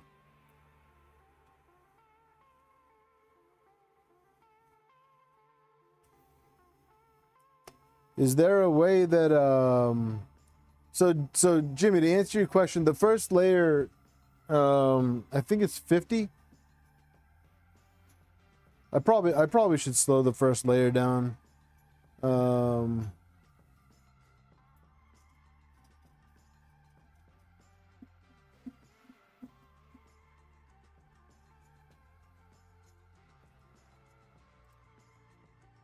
I probably should slow the first layer down.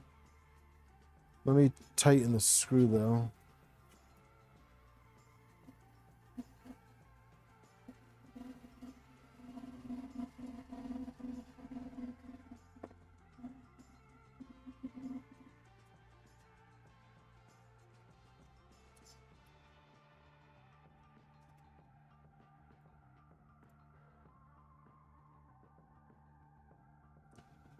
Yeah, but I think the infill is like,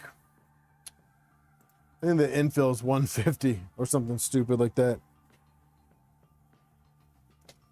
Let's see.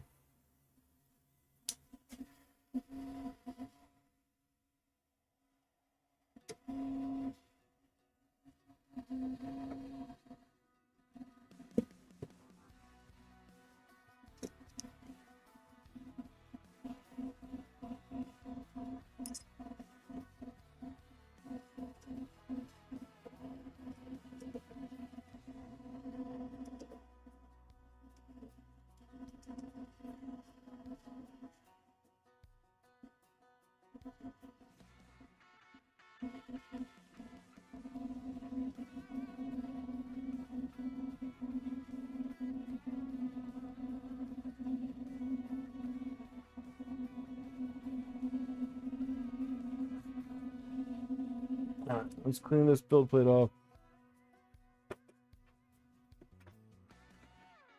Tiago, I'm not sure about that one, to be honest with you. As long as the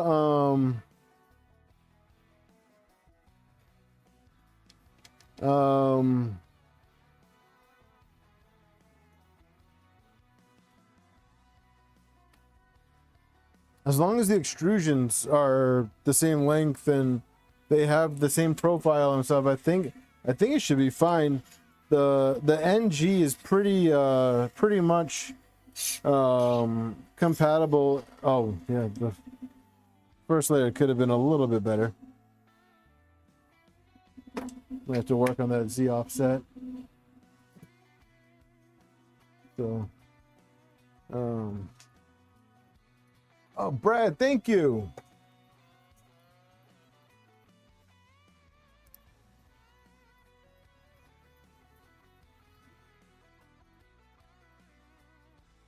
Thank you, Brad.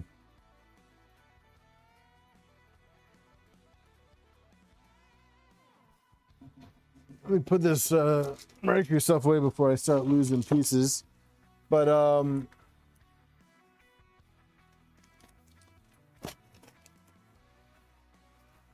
yeah, I'm not really. I don't want to say I'm like defeated by the box turtle, because I'm not. I wish I understood multicolor printing more. I think it's a very confusing topic for me, because I think there's a lot to it that I just don't understand, like purge values, you know, the individual, like how to set the individual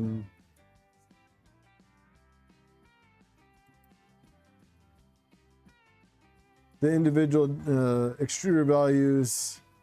No, I'm not accepting defeat on it. It's just, you know, I just wish I had a better understanding of it. That's all.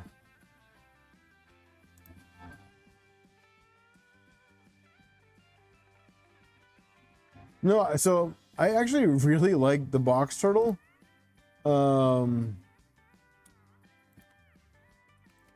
don't like. I think the overall setup of it is just really well done. I'm not sure if I set it up correctly.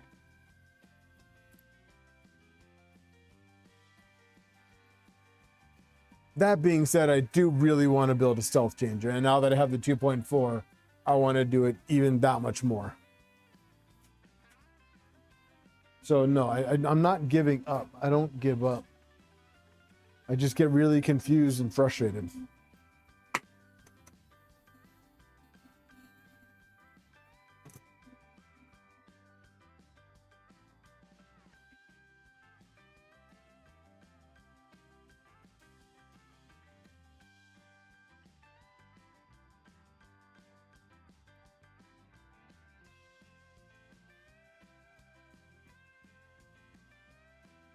I just saw a West 3D video on 3MS. I gotta I'm gonna look into that, see what that's about. Brad, you drop a link for that in the stream chat?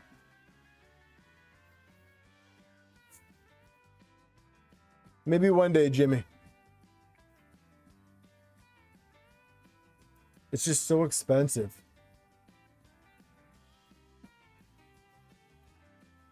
Did you change your rail on your 2.4 to run the sus burners? So did you change it to run an MGM9 board, rail?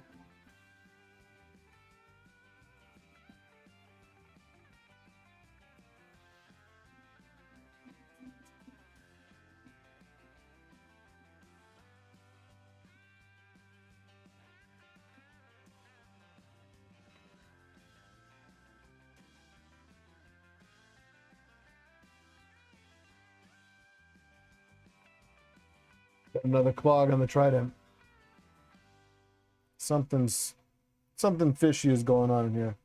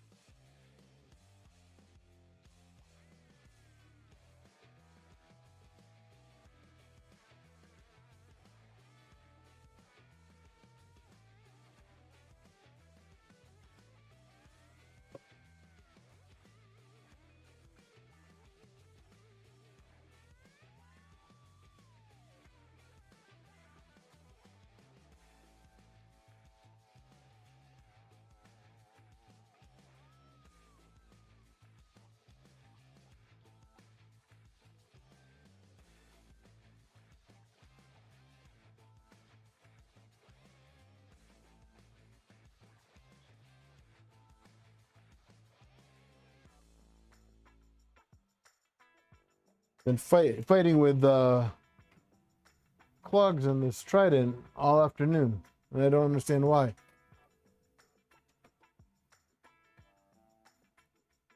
Go get your tea, man.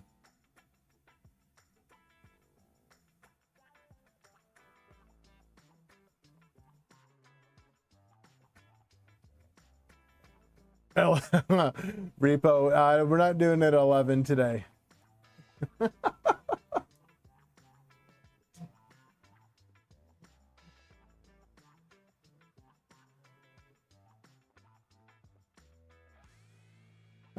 Because I didn't have the purge on there. Half of this first layer is gray, but you know what? We'll run with it.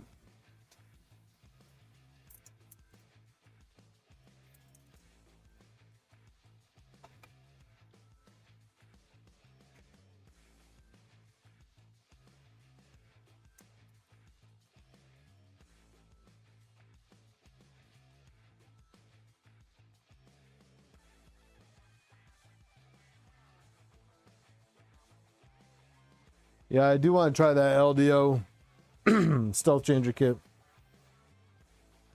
One day. Yeah, precursor.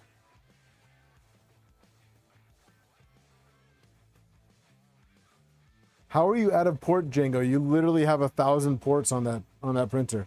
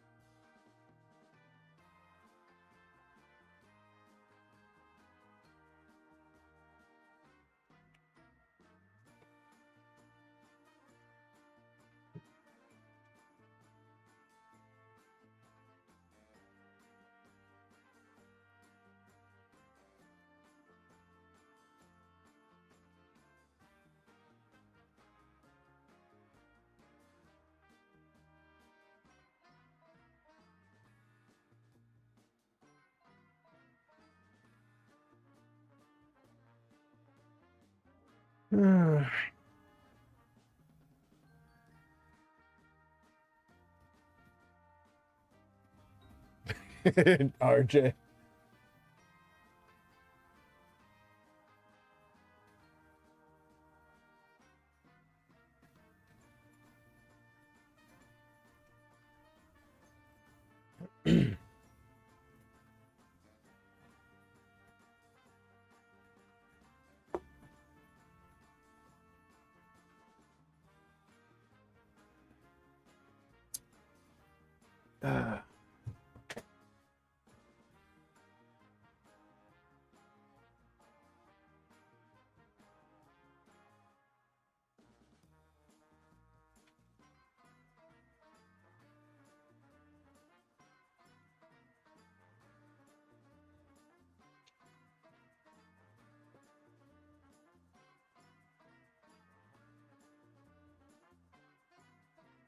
Yeah, I'm not sure what's going on with this thing.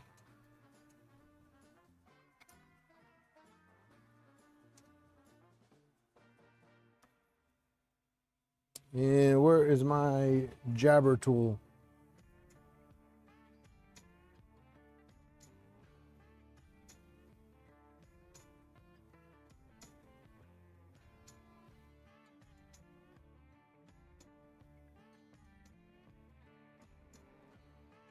Yes, you do need less scope creep. Badly. I will not disagree with you on that one. I also need to not lose my tools every time I turn around.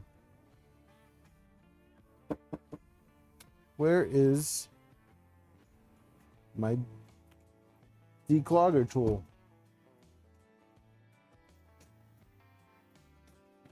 All right, quote for the shirt is, "Where are my tools?"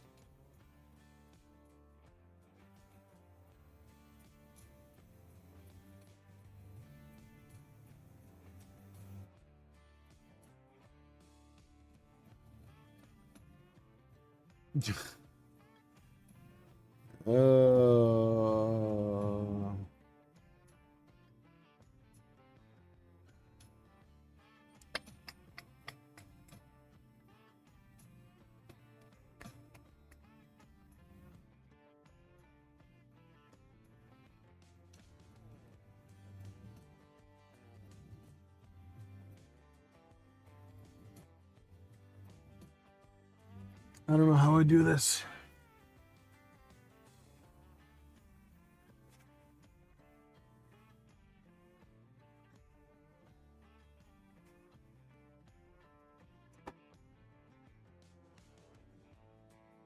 I don't know how I consistently lose stuff.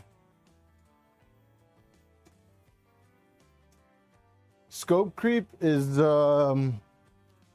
when you're like Django or Precursor and you're never satisfied with good enough, and you just keep adding one thing after the next on your printer build, and it never actually ends. You just continuously add more things to it, so you never actually get to finish your printer. It's kind of like when you're building a car, and it's like, oh yeah, I'm gonna build this car, but you know, I'm just gonna add a turbo kit, and then you know the car will be good. But then you realize, well, if I add a turbo kit, I also gotta upgrade the suspension and the brakes, and then you upgrade the suspension and the brakes. The next thing you know, you gotta change the seats out because every time you turn, your body shifts, and you need something that's gonna hold you better. So next thing you know, you have upgraded seats, but then your stock seatbelts don't do good enough, and so you got to get the harnesses for it. But then you got to get the harness bar so that it's safe. That's scope creep. That's scope creep. But then you also get the bigger brakes, but now your stock wheels don't fit, so you got to get bigger wheels with better offset. Again, see, scope creep.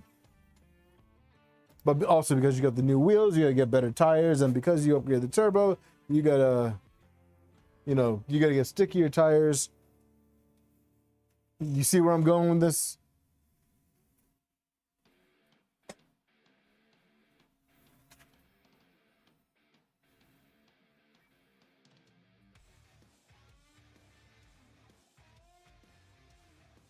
I hope that was a good example of scope creep. Blank, it never ends. Nemesis, what's up? Jason, yeah. You think I don't know this from experience? Like this is how my life is. I just don't have the funds to have scope creep when it comes to printers. But what I also can't do is I can't find my damn tools.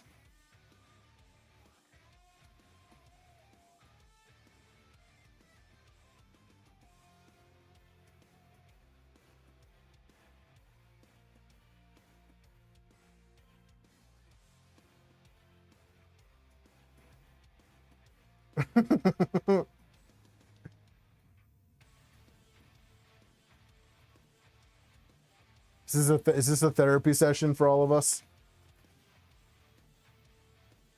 I'm still waiting for Mike to remind me that the tool's in the top right drawer.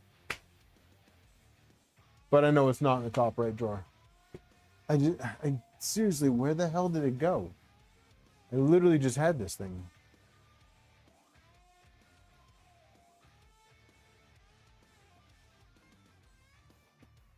Yeah, I need that Suburban in my life.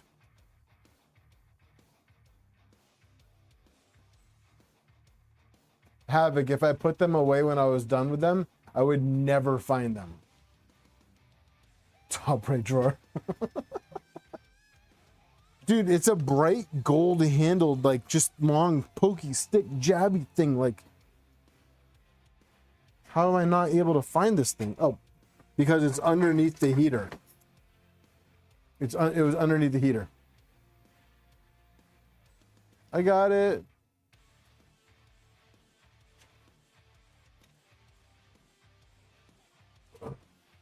There we go. Something's not right in here.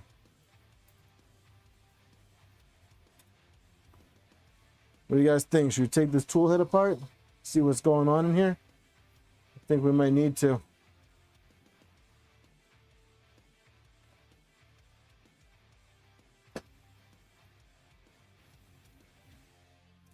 Repo, it was actually next to the printer.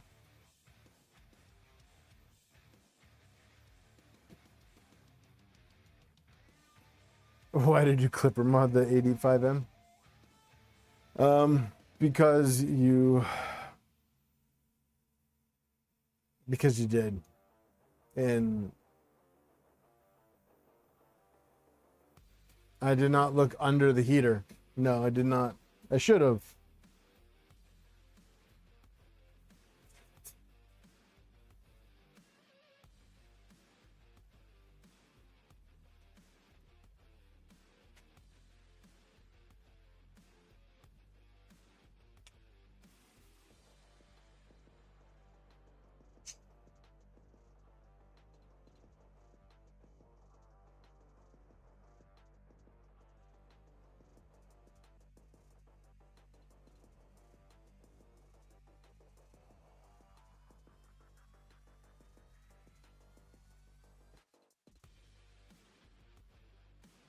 That's why I don't put anything away, Repo.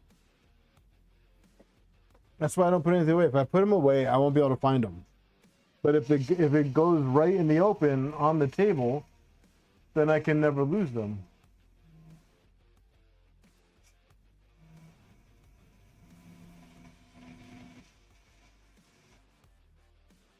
Just gonna. Nope. The firmware is still stock on the SV08. Believe it or not. Believe it or not, I am running the demon macros, but that's the only change.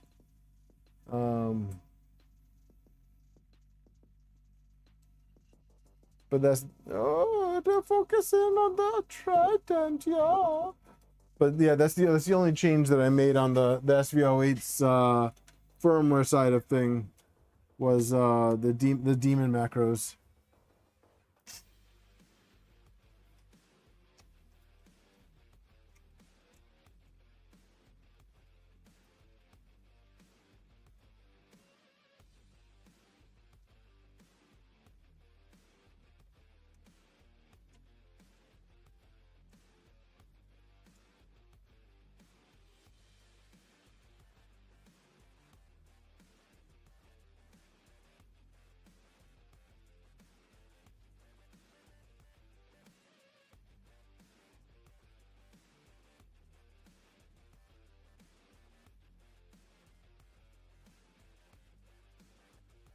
All right, so we got a little bit of goober buildup on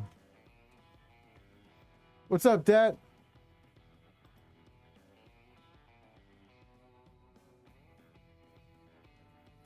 We got a little bit of goober buildup on this right here, but also we got a little bit of melting of this. No.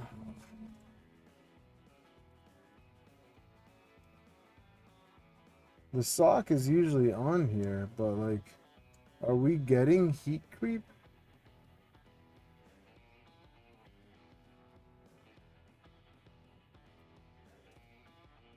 I think I'm gonna have to replace this this fan with a stronger honey badger one.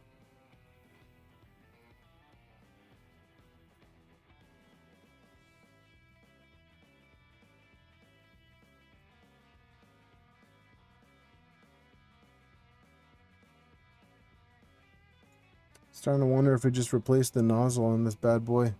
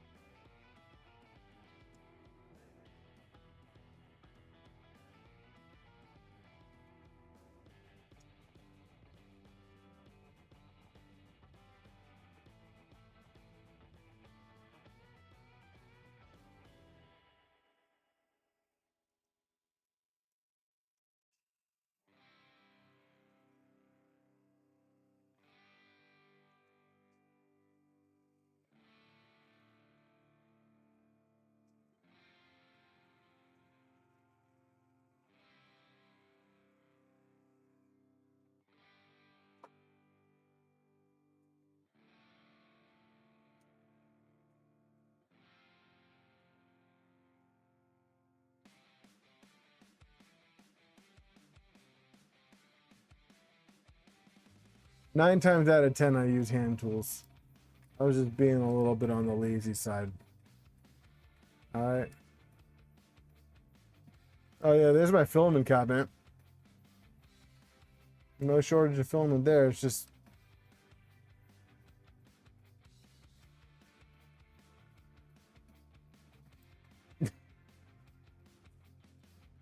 you guys want to see something crazy? Look at this project that I'm building.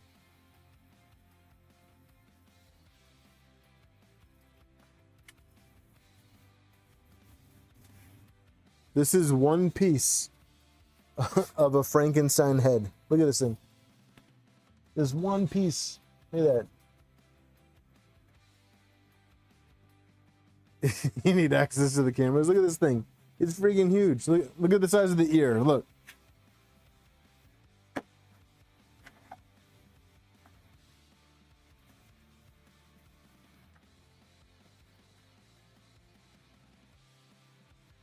Nope. This print failed. Look at this. Look at this. Look at this here.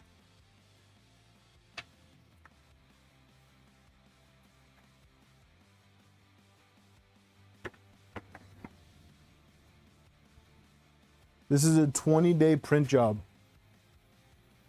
It's 24 pieces, 26 if you count the 2 bolts. 26 pieces. It's a 1800% scale.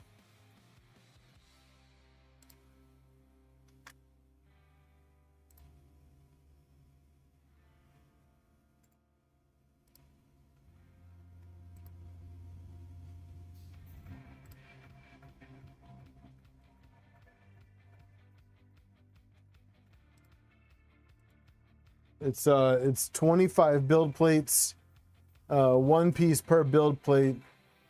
It looked just like Frankenstein bread.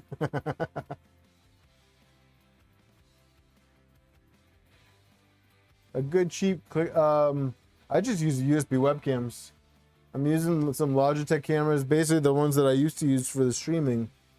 Just kind of turned into webcams for the printers. Now that I have the 2 OBSBot cameras.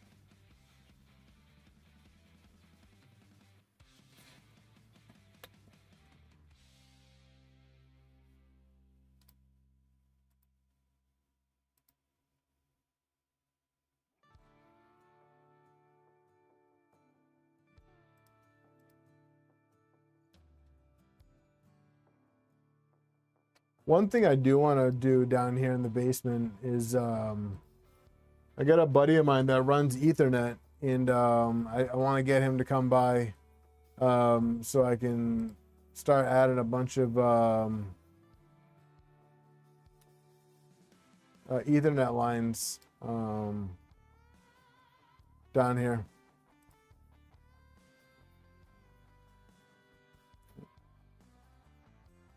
What happened?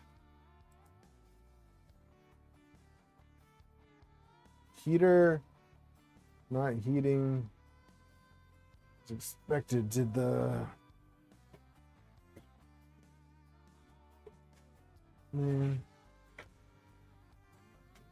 tell me the heater cartridge broke?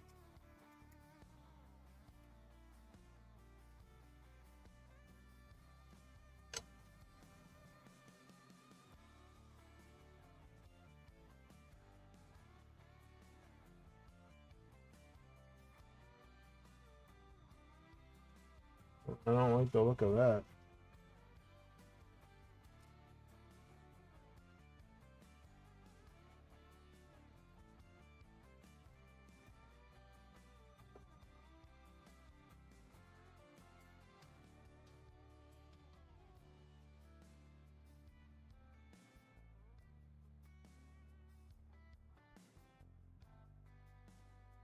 Build a printer, they said. It would be fun, they said. Well, you know what?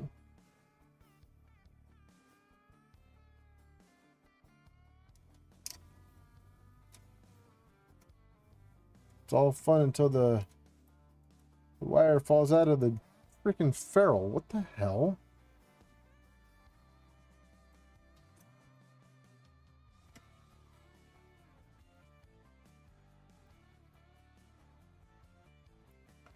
Literally never had that happen before.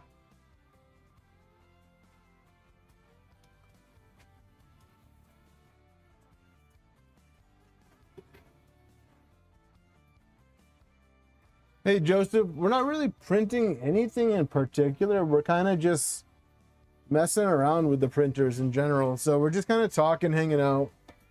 I'm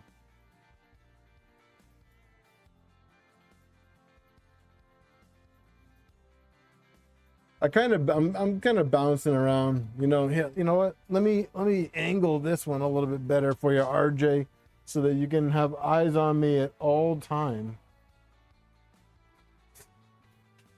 Is this better? You can see me better now, RJ.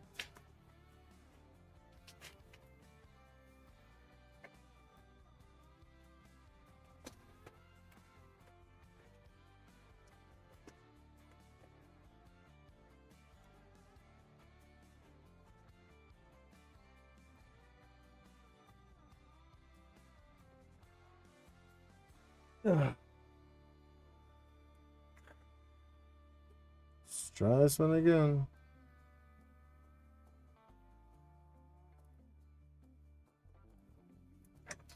Maybe this ferrule's too small for this.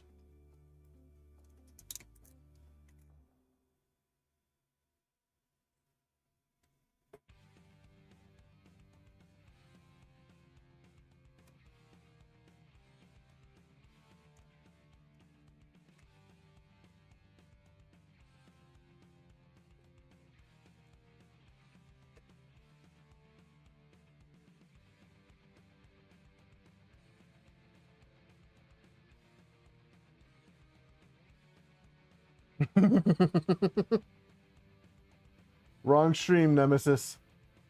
What's up, Troy?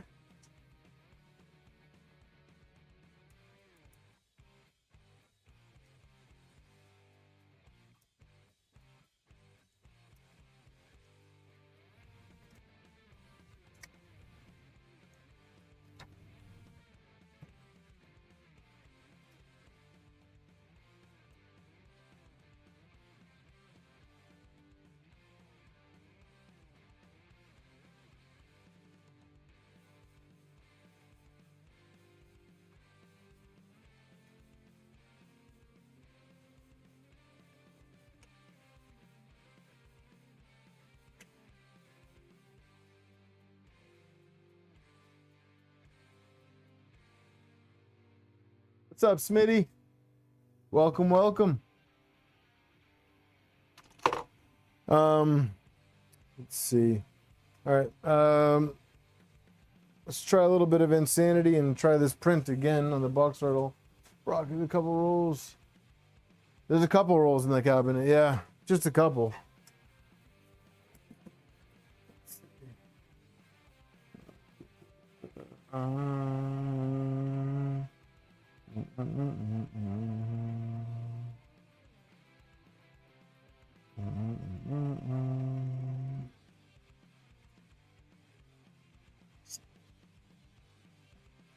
We need to adjust the Z offset, go a little bit lower so that this stuff can actually stay.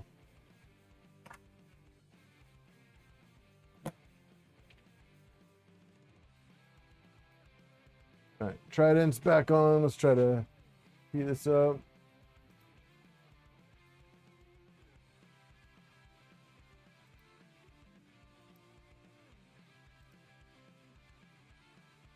All right, so that's heating.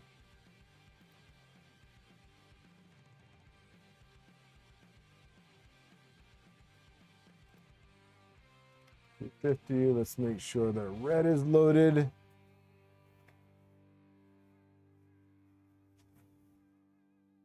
Oh yeah, Nemesis, Django, and Repo are pros at all that kind of stuff. Azure.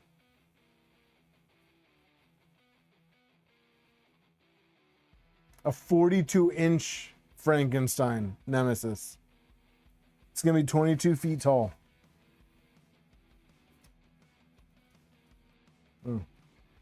It's empty. It's a Frankenstein, not a self-portrait. Frankenstein doesn't have a beard.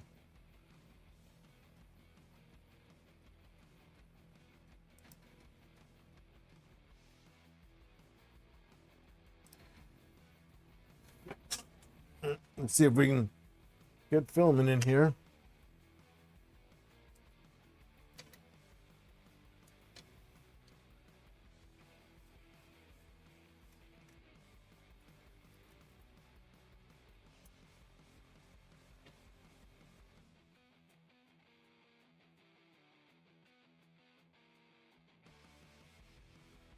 You don't need to get paid. You don't need to be paid to be a pro.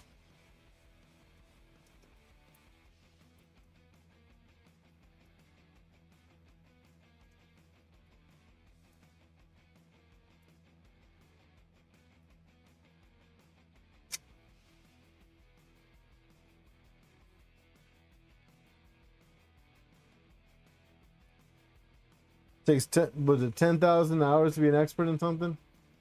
So yeah, I'd say you're an expert. Oh, thank you, Colby. Cody.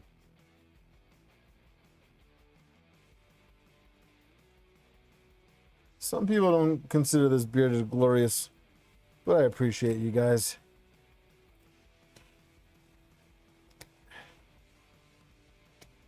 The kind words. Just keep them coming.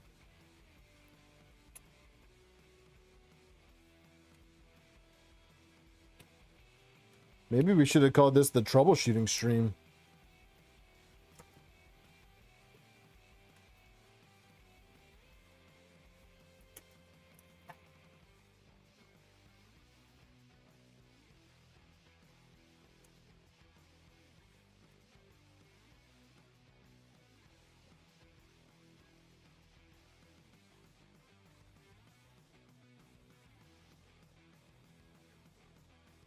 Okay, it's coming out now.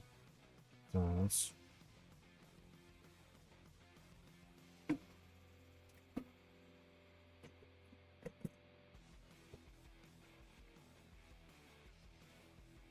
Django did win a giveaway. Yes.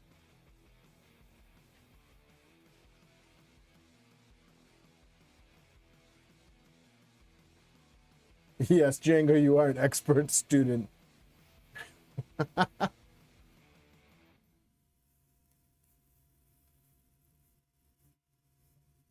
Brad, that's not good, dude. uh,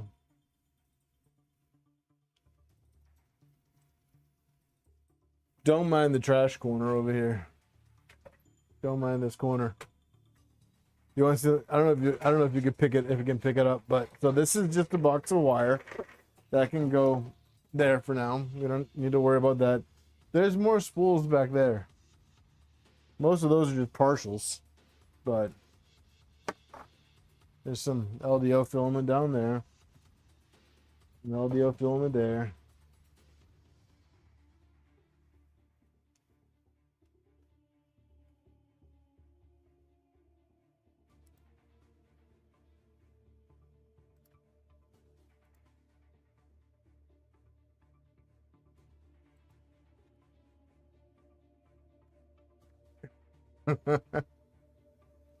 You've been trying to print a giant keyboard for a guy on a 450 printer and it's kicking my ass. Always warped after the first day of print. That sucks, man. Are you printing ABS?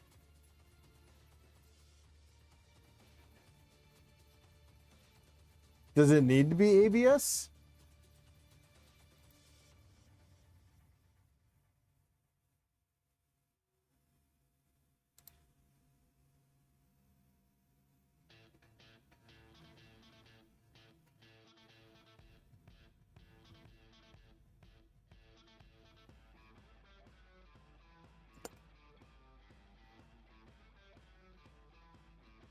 So I'm printing this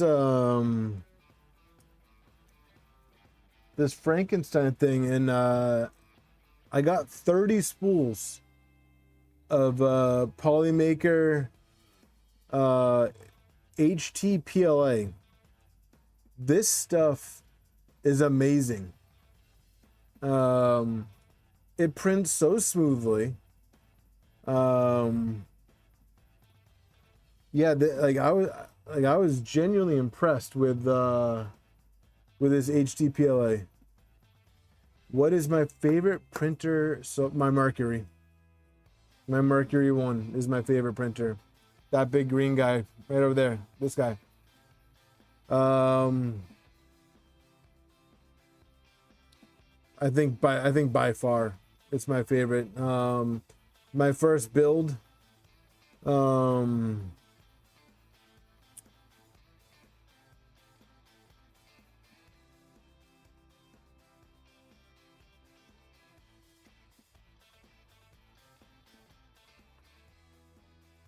It was my first printer build that I ever did. Django,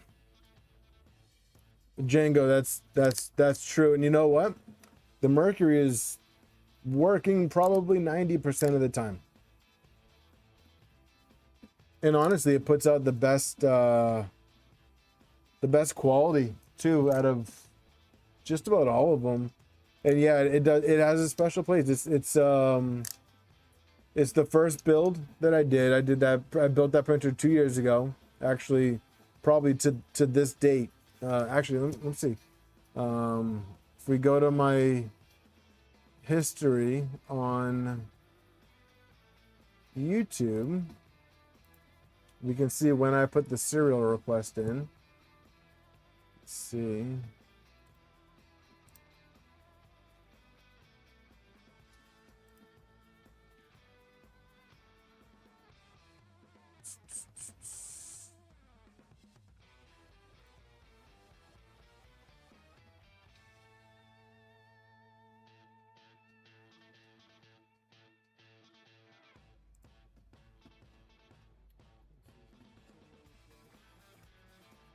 Looks like serial request was October 2nd, 2023.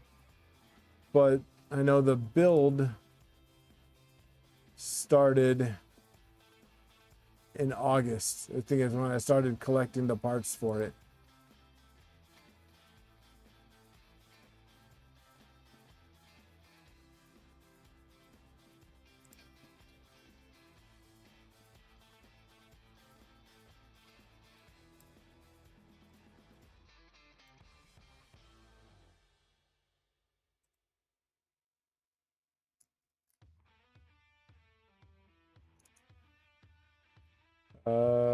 Da, da, da, da, da.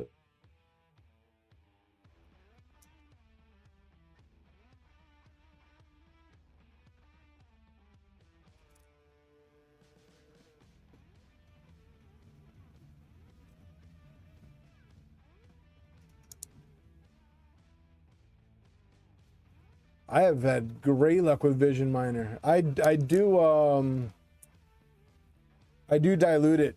I have it in a spray bottle right here with some isopropyl, and it is. I just put on the scale. I think I do like Diego, take it easy, man. I think I put like 2 grams of Vision Miner, and then I bring it up to 10 grams of solution altogether. So it's a 1-to-5 mix, basically. Defense, yeah, it started off as an Ender 5 Pro. Actually, I got it for a steal. I found it on the marketplace for $200, and it came with linear rails already. It came with an LGX extruder, the big one, not the LGX Lite. An E3D hot end with a slice heat break. And then just like the Creality like upgraded like silent board, which is somewhere. I think I still have it somewhere around here. But the rails on it, are still on it now. When I bought the Fabrico kit, I didn't buy it with rails. I got the non-rail kit. And it's gone through a bunch of changes, kind of. So the hot end and the extruder and the motherboard, as well as the stepper motors, are all original to the build. So when I built it, is that true? No, I think when I originally built it, I did use the E3D hot end, and I did use the LGX extruder. But I pretty quickly swapped over to the Dragon Ultra High Flow and the Orbiter 2. And those have been on there for just about 2 years now. The Octopus is original to it. But yeah, I mean, the printer's just been flawless. I want to print a V0 and a Micron Plus.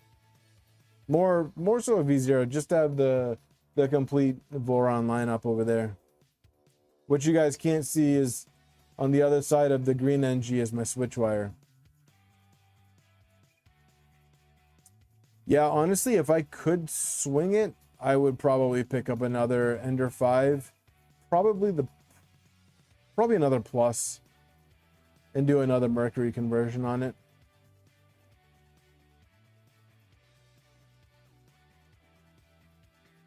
I'd probably do another Mercury conversion.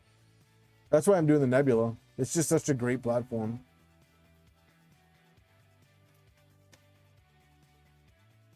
All right, so let's try.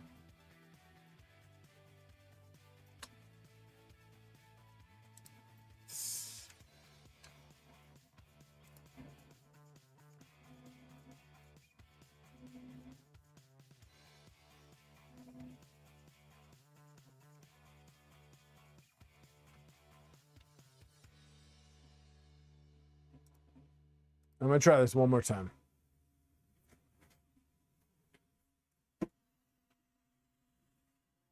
But this time I'm gonna watch the first layer and adjust it down a little bit. So you guys got me here.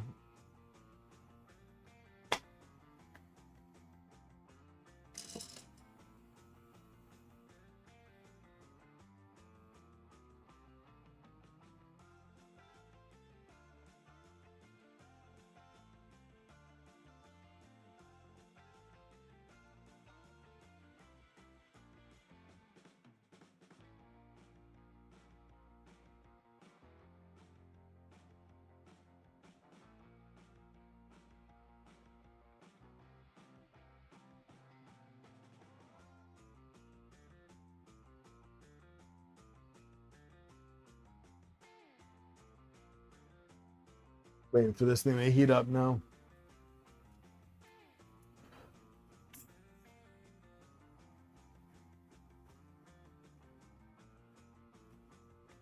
So I've actually been thinking about, so I was talking to Reth yesterday, I think it was, about the switch wire.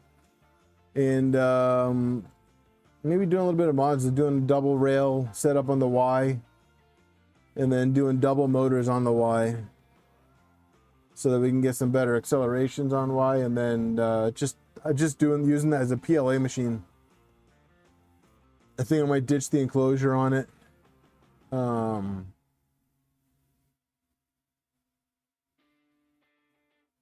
Cross gantry does look pretty cool.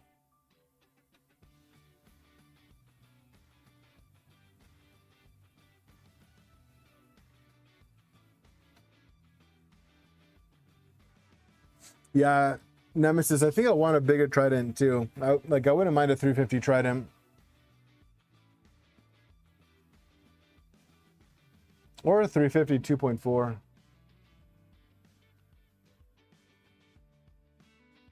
I got this 2.4 is a 300.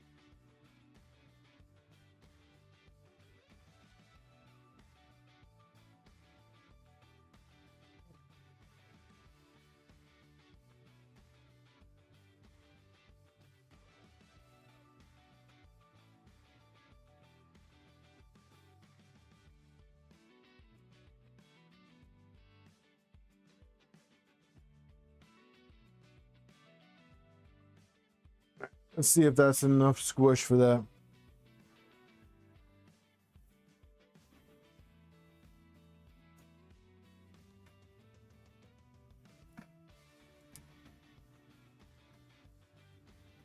No, I think 350 is good. I like the kits. I like the kits. I don't like as far as like custom goes. I don't think that's necessary right now.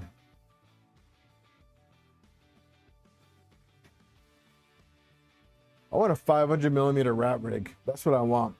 I want to do a V-Core 4 or 500. That's what I want. That's gonna be a layer shift.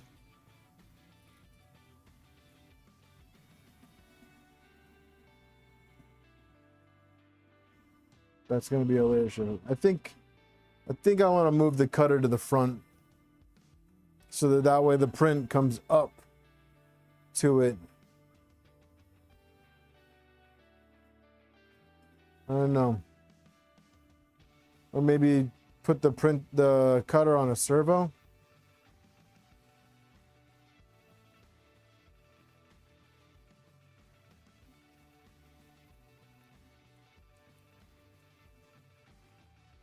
Pretty curious. Was the no you don't, was that to me? Do it for the rat rig? I would do a Phoenix if it ever comes out.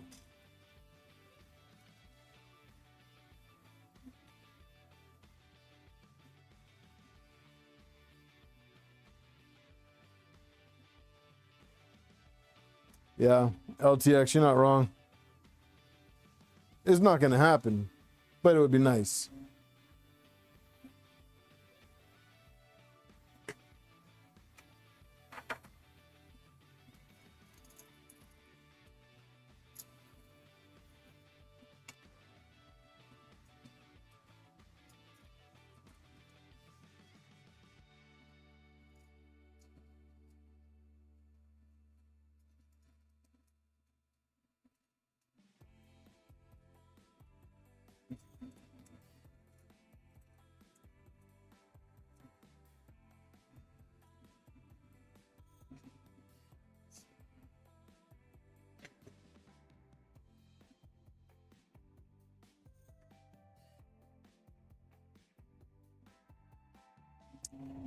Yeah, Joseph, I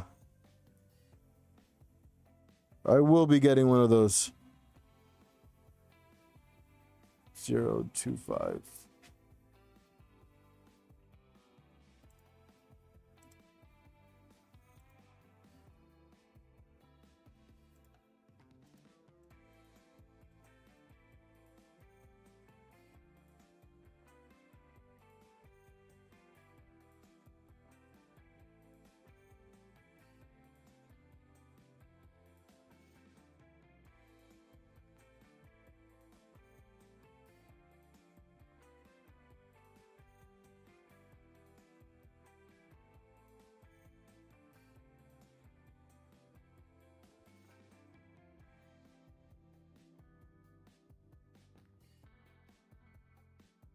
Would you recommend the Venture?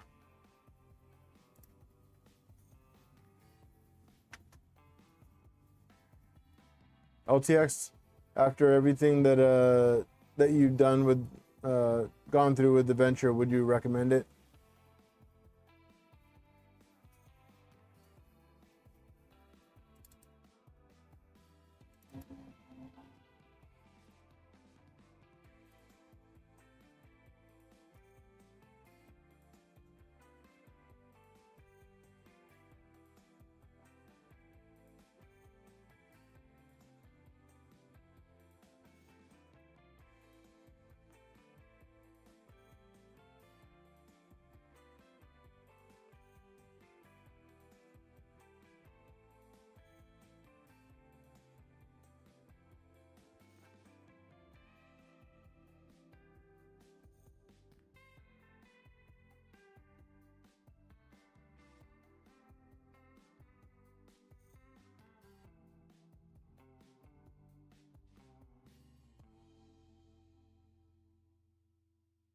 For someone experienced.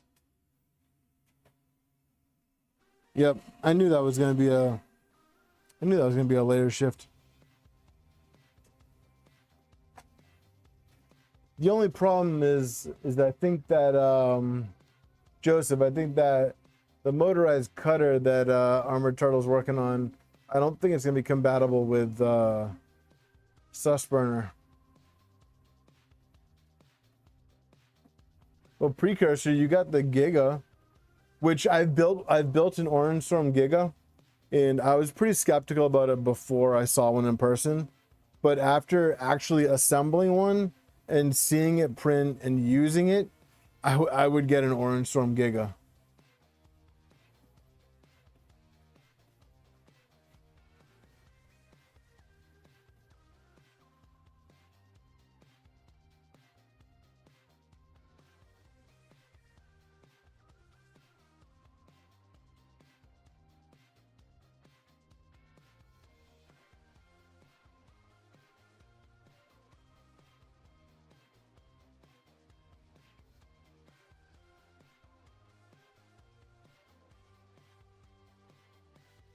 I can put the Orange Storm right there.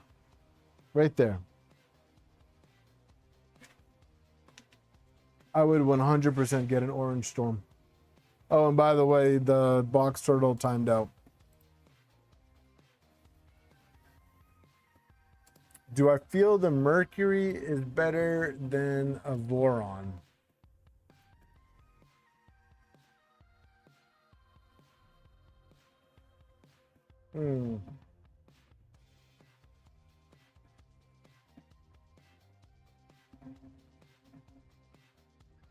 I don't know, to be honest with you.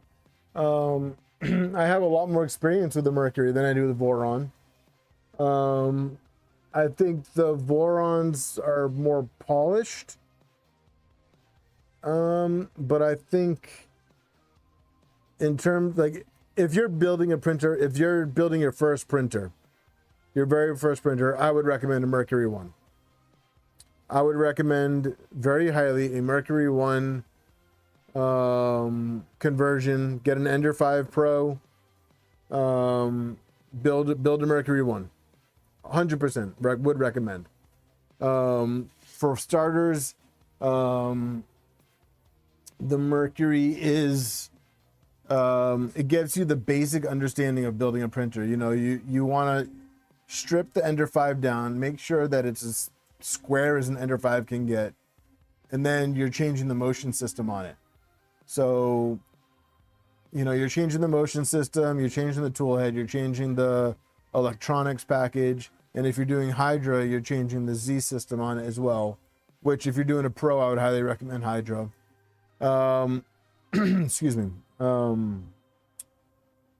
So from a beginner standpoint, I think the Mercury 1 is a great choice. It's cheaper too, significantly cheaper. Unless you're Precursor and you go overboard on everything. And then it's not cheaper. Nothing's cheap at that point. But the Voron, like the Trident, I thought the Trident was a very straightforward build. I can't speak to the price because LDO sent it to me. I would never recommend building a Doom Cube. Switchwire, I would recommend if you just want to build a printer, but like you're not looking for excuse me, you're not looking for like the most high performance of a machine. I think the Switchwire is a cool printer. I think you know, if you can look past the bed slinger aspect of it, which I did, you have a Trident, a V0, a Switchwire, and you love them. Yeah, I mean,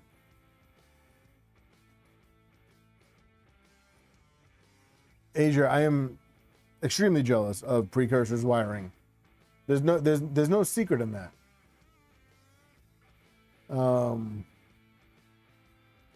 Yeah, there's no secret to me being jealous of Precursor's wiring skills. But I think I like my switch wire. It prints really well. The quality. Joseph, if the Doom Cube had better documentation, the build would have been 10 times easier. But I built it and it came out phenomenal. I can't wait to give it back to Johnny. Our schedules just haven't lined up for him to pick it up, but it's right. I mean, it's right there. It works great, and it's a gorgeous printer. It weighs about 100 freaking pounds, but it's a gorgeous printer. And he went with an all black look, so it's really cool looking. But it was a pain in the butt to assemble. Hey Dan, thanks for dropping in. Nemesis, yeah, I would love to do the door on Delta. I'm a big fan of Delta printers. I had the FL Sun Super Racer, and oh, Mike, that reminds me, dude.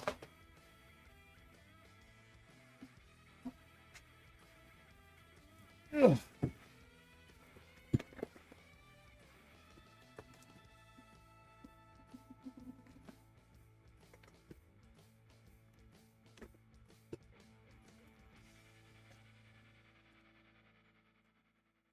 That reminds me, Mike. We got this.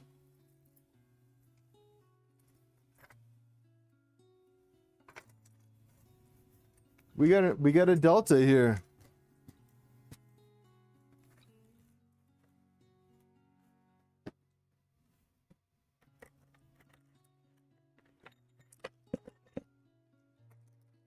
We got a Delta to build. We got a Delta to build.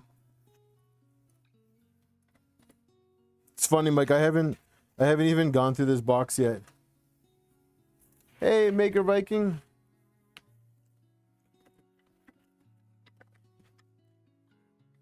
So we have a what is this? FL Sun. Is this a QR or QS? Q5?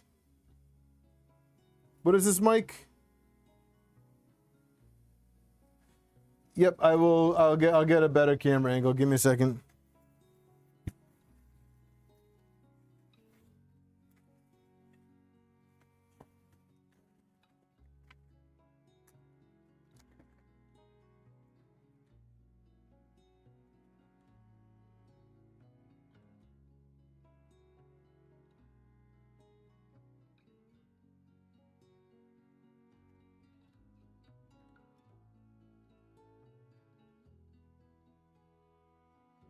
Can't get too good of a camera angle because of the addresses on the boxes, so bear with me.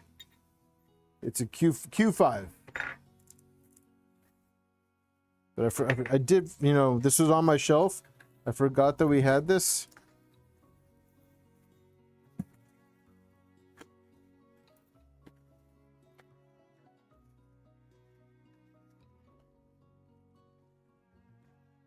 Mike sent this over to tinker with.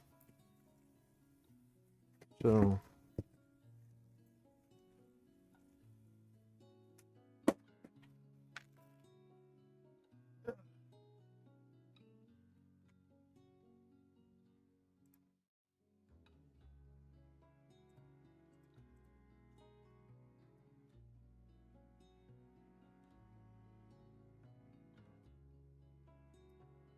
don't mind the messy table. But yeah, so we got like the, oh shit. Got to get a new bed, Mike. I think it might have chipped in shipping. But yeah, so we got the Q5. So I'm guessing I'll need to look up an assembly manual somewhere. But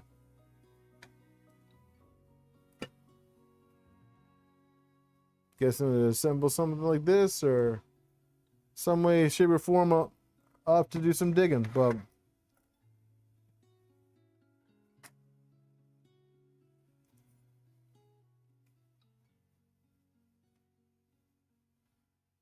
Mike, don't worry about it, man.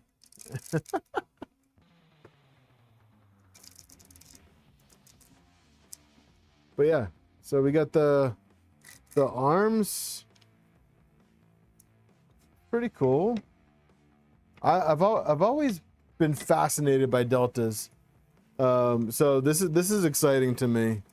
Because they're just super fun to watch. I don't know, so I'm assuming this goes inside here. Yeah, like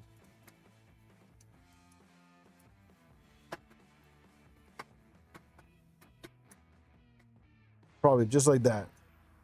They go in like that. This is the top. So I mean, we're not gonna build this today. I'm gonna tinker with it. Once I get what I'm gonna start looking for, maybe FL Sun has a manual on it. Actually, you know what?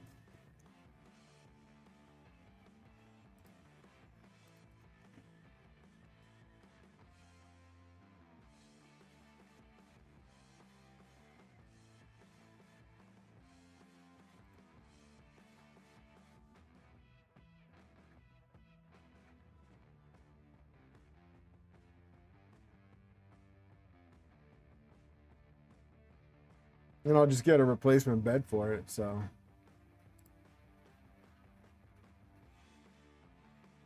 looks like FL Sun has a wiki. So you got an assembly video. Cool.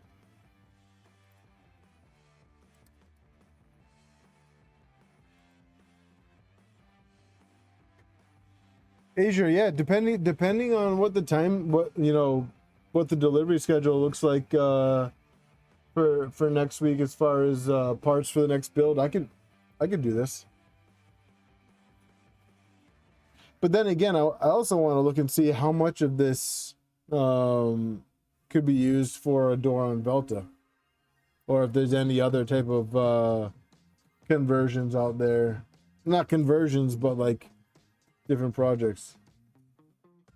Build stream.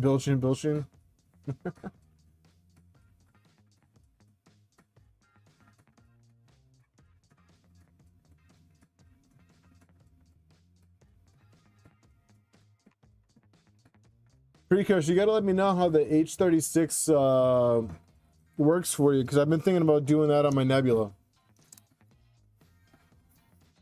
I've been thinking about doing that H36 on the Nebula.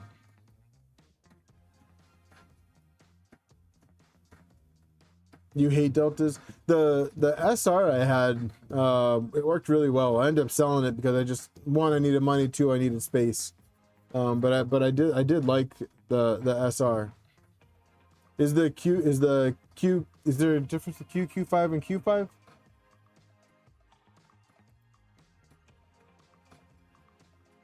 Or QQS?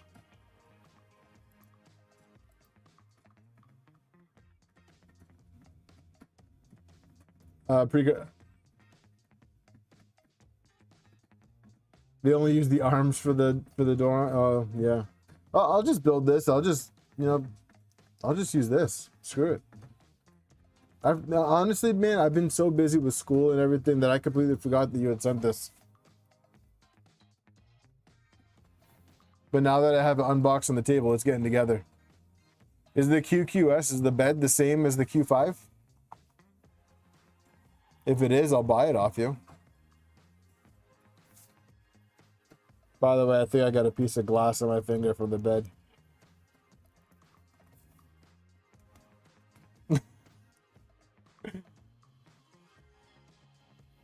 But that's just me being a dumbass rubbing my finger on a glass bed that I know is broken.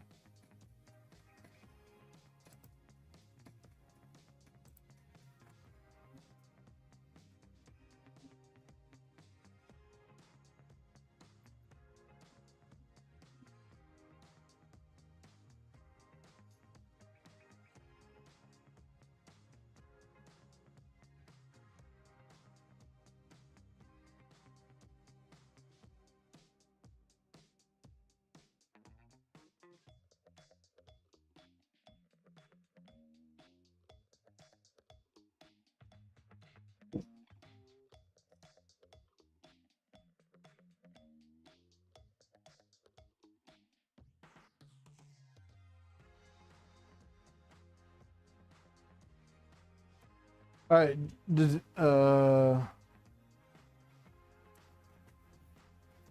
No. I'm just a dumbass. Now, all right. How many of you here that are familiar with the box or don't know, is there a way to change the entry point on the cutter so that way if it's above or below the cutter that it doesn't just like go over and then swipe down and then end up skipping?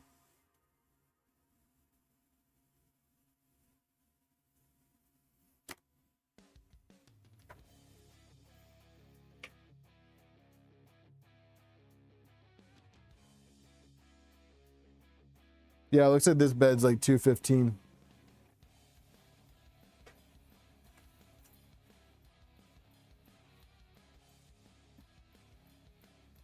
I'll just look for a replacement bed for it. It's no big deal.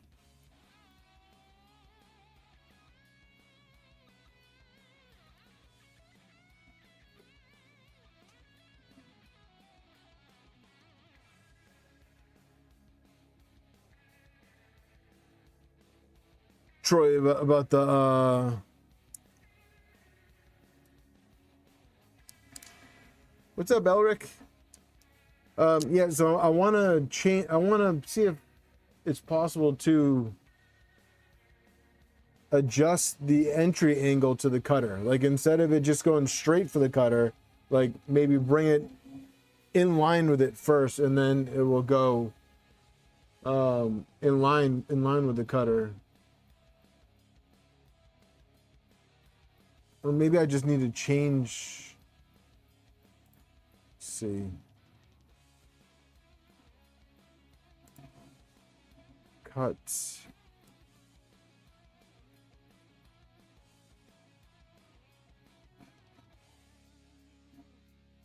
This should be the point and position of the tool where the cutter arm just lightly touches the depressor pin.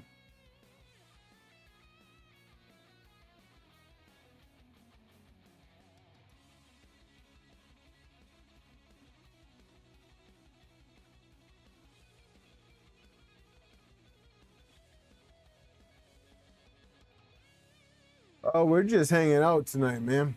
We are just hanging out.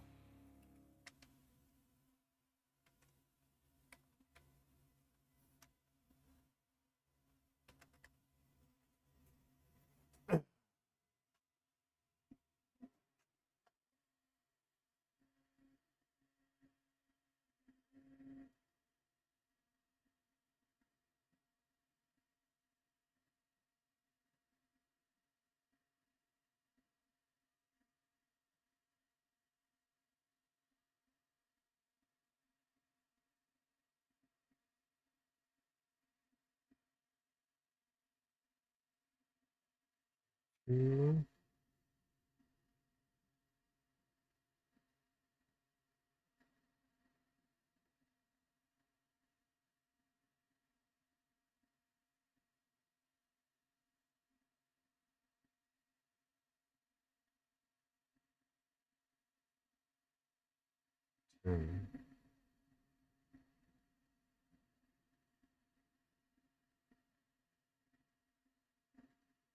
22 to 10. So I got to change it.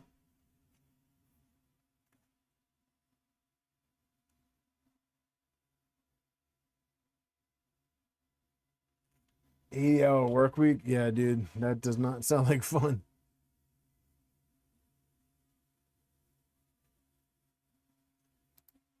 Yeah, Nemesis, I think what happened was I think maybe the screw backed out. So we're gonna do this. We're gonna change this to, I know you guys can't see my screen. I could get you guys in here.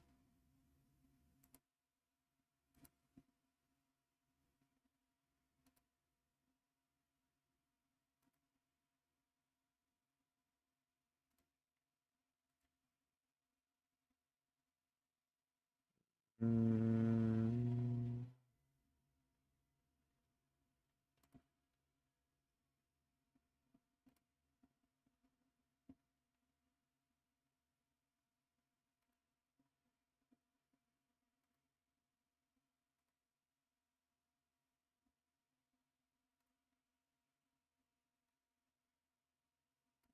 All right, so yeah, so basically this was at 14, but I think the screw moved, so I'm gonna change it to 22. So that doesn't need to do anything. So the distance is, so I gotta change it to 12 because um the ending point was 10. So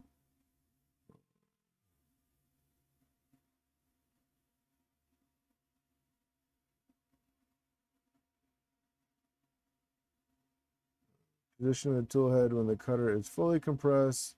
Distance the tool head needs to travel to compress the cutter. To calculate this distance, start at the pin block Y and move your tool head till the cutter arm is completely compressed. Take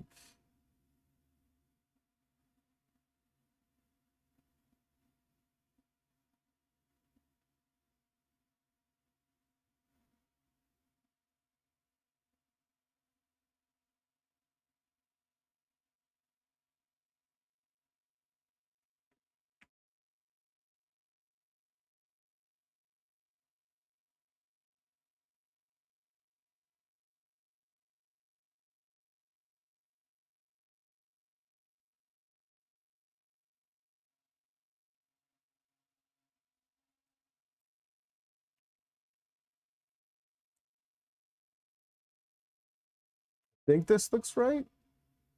So if it's just touching the pin at 2 and 214 and it's fully compressed at 10 214, then we need to move this 12 millimeters, but also the move cut distance is 11 and a half.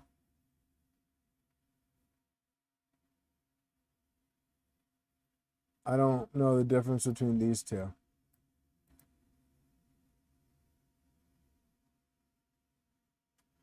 Good price for an Ender 5, $100, $150. Get one off market. Yeah, exactly like LTX says. Get one off marketplace. Marketplace.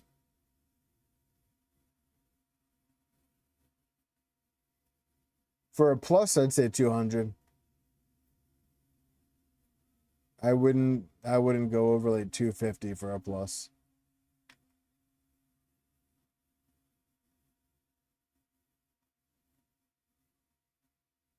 If it's just your standard Ender 5 Pro, I wouldn't go over 150 for it, personally.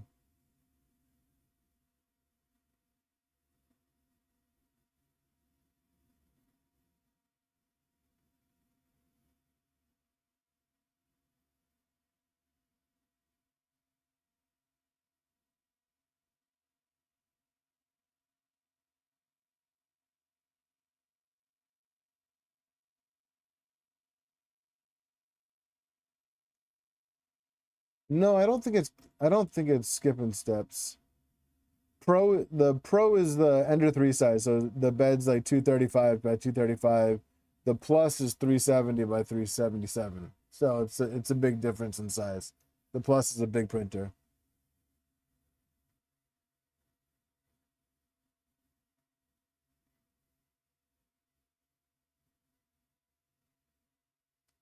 Are you sure you're not skipping? No, I don't think it's skipping steps when it's cutting. I think it's hitting the arm, causing it to do a layer shift.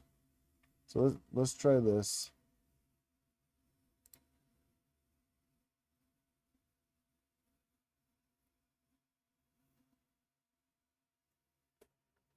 I think 160 is good for 160 for an Ender 5 Plus is great. 160 for an Ender 5 Plus is great.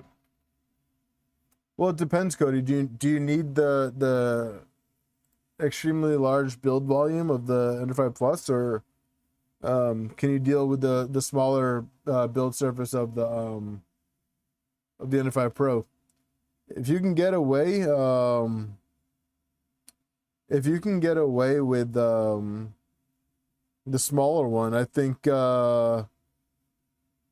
the smaller one will generally be a faster printer. and probably a little bit on the cheaper side. I know the kits are cheaper, but then I would also recommend getting Hydra.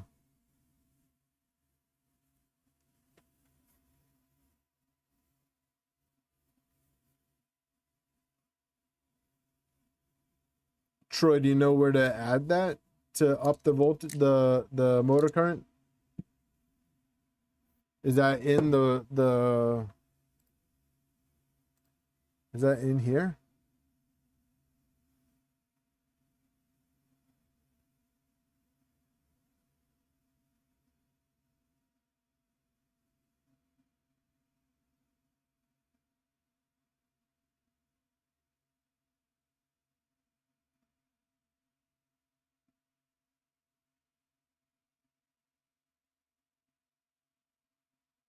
Oh, here we go. All right, some printers may need a boost of power to complete the cut without skipping.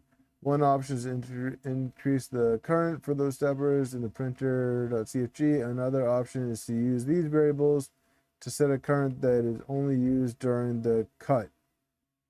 Okay. All right. So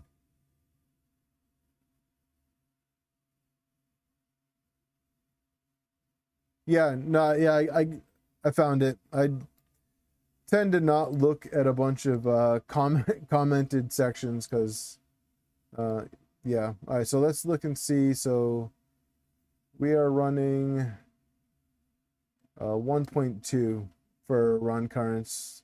This printer we're using the superpower motors, so maybe I'll bump it up to 1.5 for cut.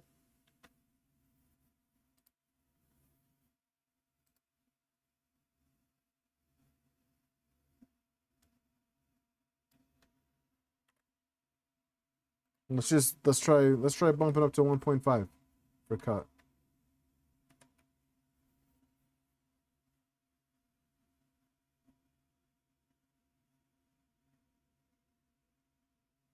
Do I need to uncomment this section as well? Change these to match the entries.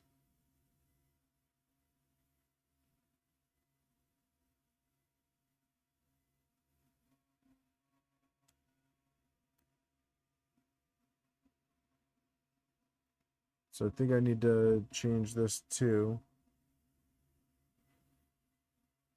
But let me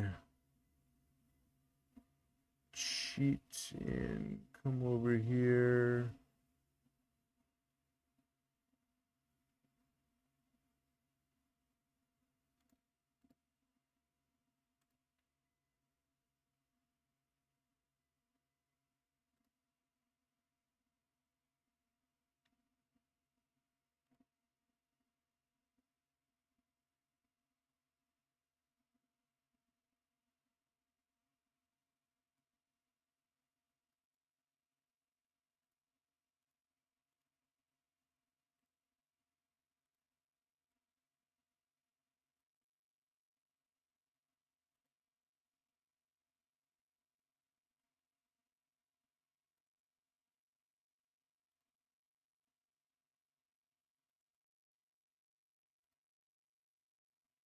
Let's try that.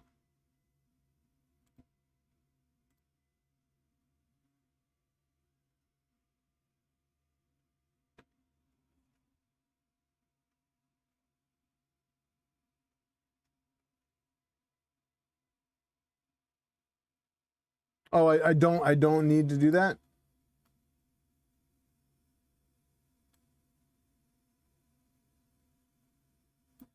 I can comment these out.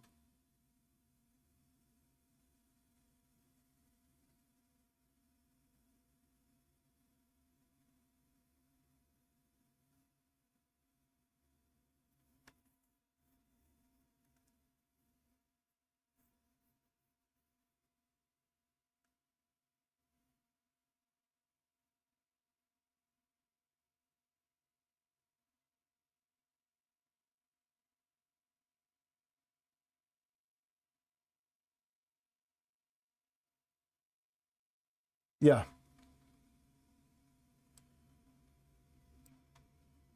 This section right here. Do I need to do I need these or can I leave these commented?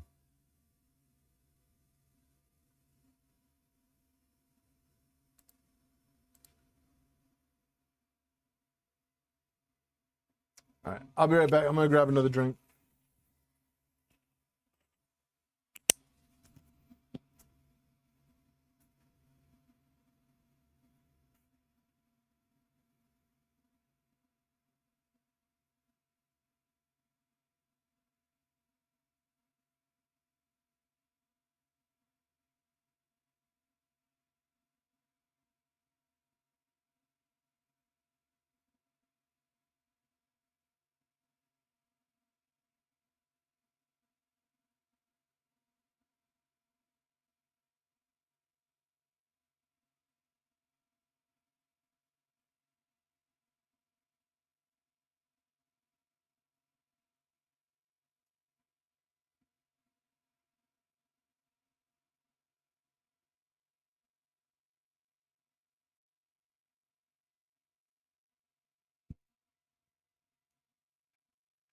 All right, Troy, what do you think?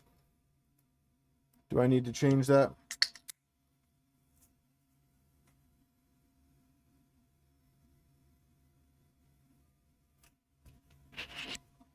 All right, so I do need that. So to make it work with the 20. Okay. All right, cool. So all right.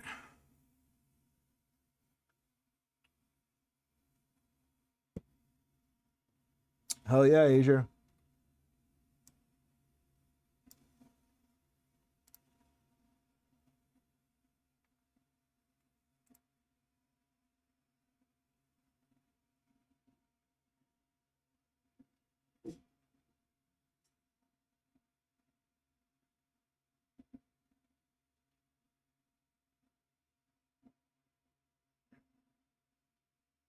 Yeah, I'm not good with code, so there's that.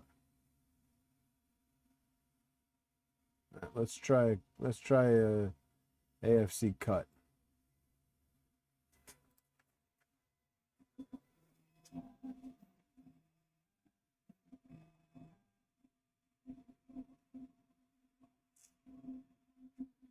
All right. Yeah, that was a really smooth cut.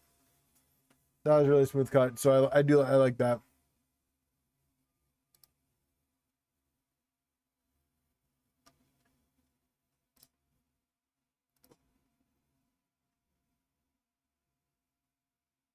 I'm not worried about the extruder below minimum temp.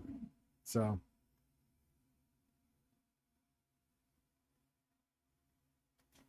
let's see how this is doing.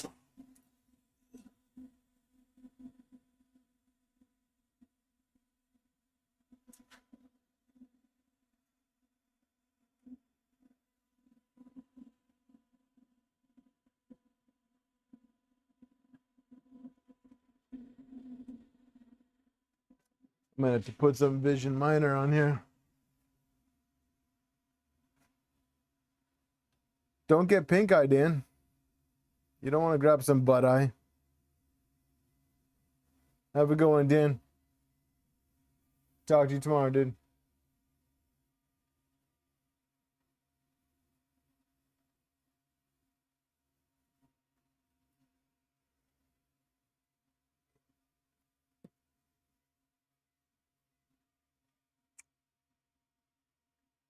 All right, cool. Yeah, so it does bump up the current. Nice.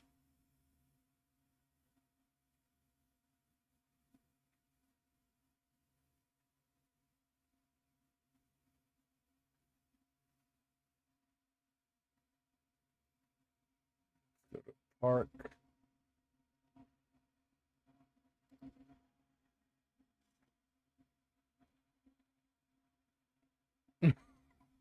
You're a man of the people.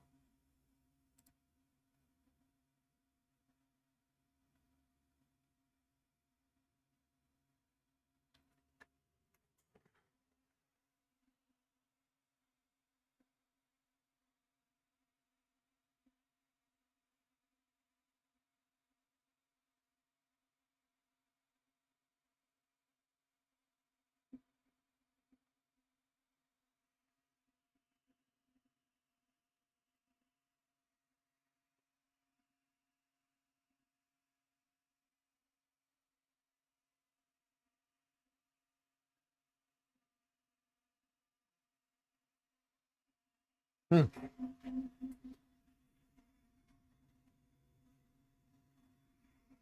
Why is it doing this? It always tells me the hub one's not clear. Is this stuff going? Do I need to calibrate these lanes again?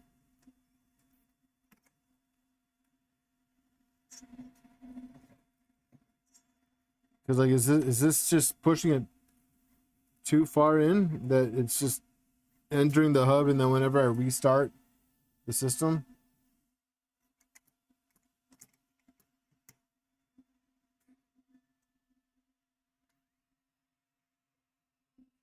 So weird.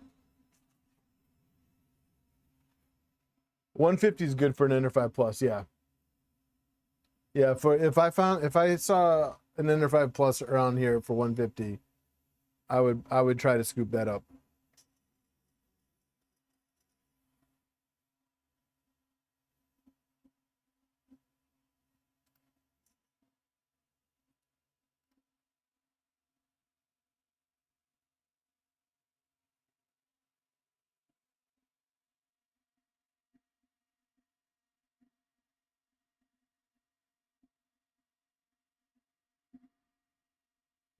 All right, let's.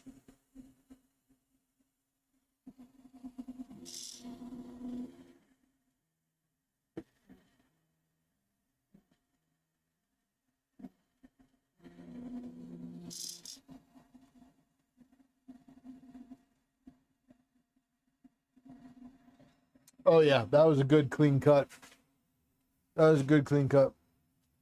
All right, hey, before everyone decides to start leaving, let's go ahead and do this giveaway. So, let me get rid of this.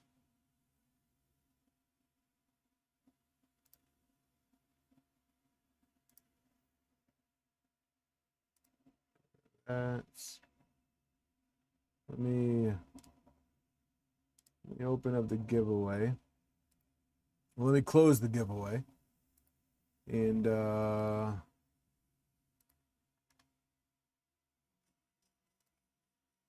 let's pick a winner.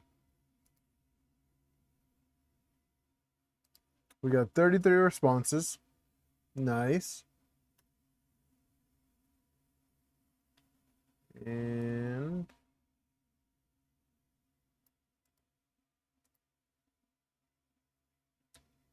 just in case, I'm going to be nice today. And let's see.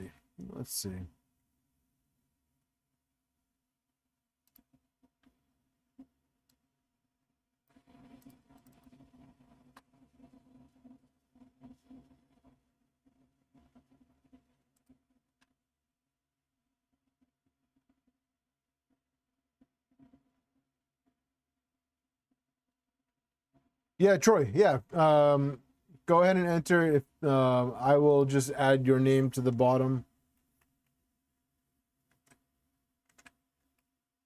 So just fill out the form so I have like your email, or you can, if you win, you can just send me a message on Discord. All right, so let me do that. Boom. I'll make that full screen.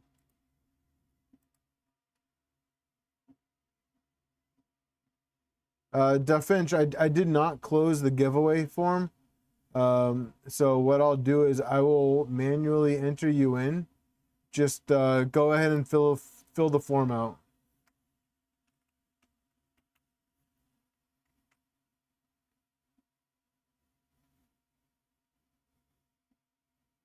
Go. The form is still open. I'm gonna close it in 2 minutes. So if you did, let me keep an eye on it. 34 entries, 35 entries. I'm guessing that's Troy and DaFinch. Yeah. Oh, do I have Marcus?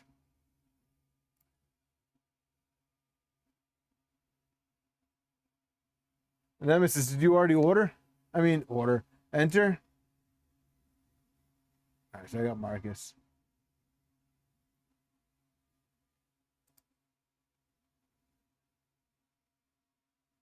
Nemesis, you're already in there, dude.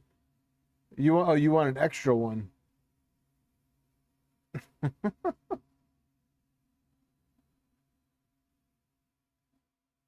No, dude, you're good. You're good. I am gonna close the giveaway now, though. So we're no longer accepting responses. Oh, we got one more sneak in. R2, congratulations, man. You snuck in literally right as I was shutting it down.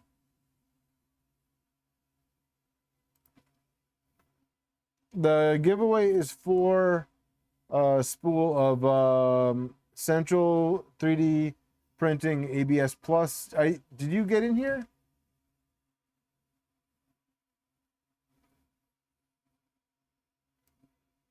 Joseph, were you R2?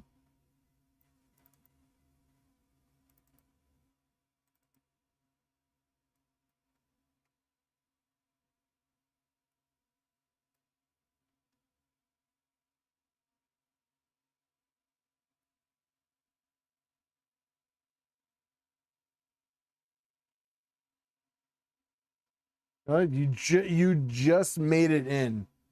You just made it, Joseph. Like literally, like it was refreshing right when I clicked no longer accepting entries.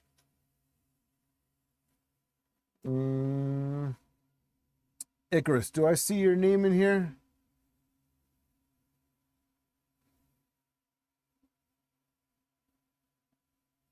Yeah, Icarus, your name's in here. I see you. So the giveaway is for Central 3D Printing ABS Plus. Basically, whenever you win, shoot me a message on Discord, and I will send you a code tonight so that you can go ahead and place your order on Central 3D's website for a spool of free filament and free shipping. And like I said earlier, if you do win, the code for free shipping does work for your order. It's not just for that one spool. So if you feel inclined to purchase something else from them, like more filament or even like a Stealth Max kit or whatever, the shipping's gonna be free. So I think that's a pretty cool extra perk for winning this giveaway. It's not just a gift card for the price of the filament. You actually get the free shipping too. So I don't know. Is Django in here? Django should be in here. Yeah, he's in there. He's got it under Mango. Feel inclined to max out your credit card on filament? Go for it. All right. So Joseph, you were the last one to enter. So give me a number for the shuffle.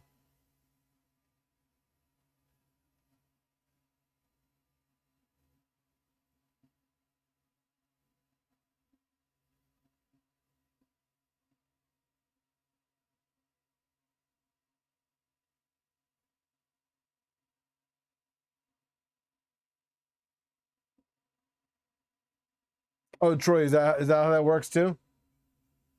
So they give you a gift certificate, but it covers the price of the filament shipped. All right, 13. All right, Joseph.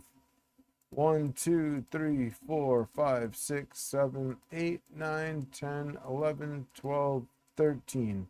All right, good luck, guys.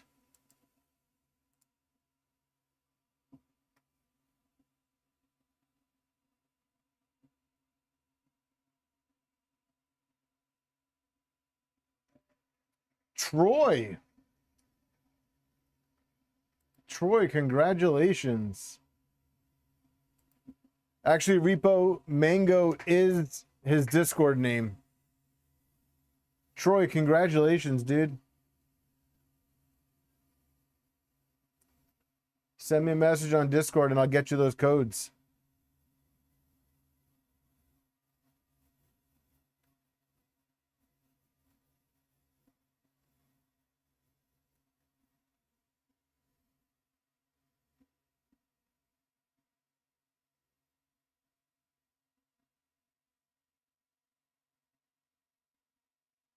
Oh, Troy's not here.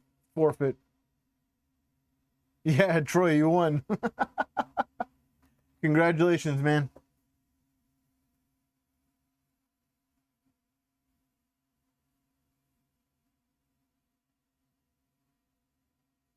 All right, Troy, hit me up on Discord and I'll get you those codes.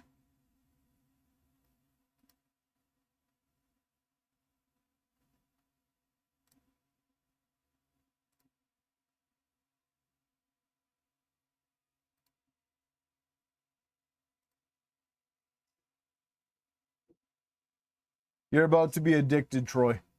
But also, for those of you that didn't win, if you still want to try this filament out, I would very much appreciate it if you head over to my website. It's in the description, in order to spool for yourself to try out. So yeah, so you don't. It's the same exact price on Central, so it does not cost you anything extra.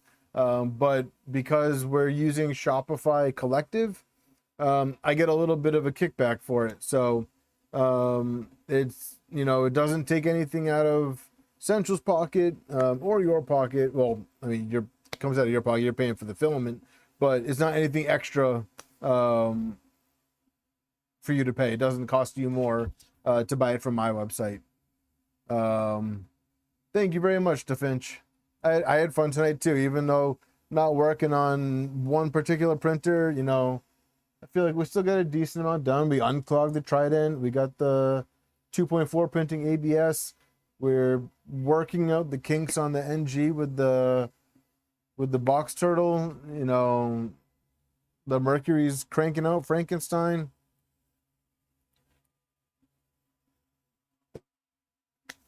I think it was a good stream, and I did not cut myself on the broken glass bed on the Q5, so.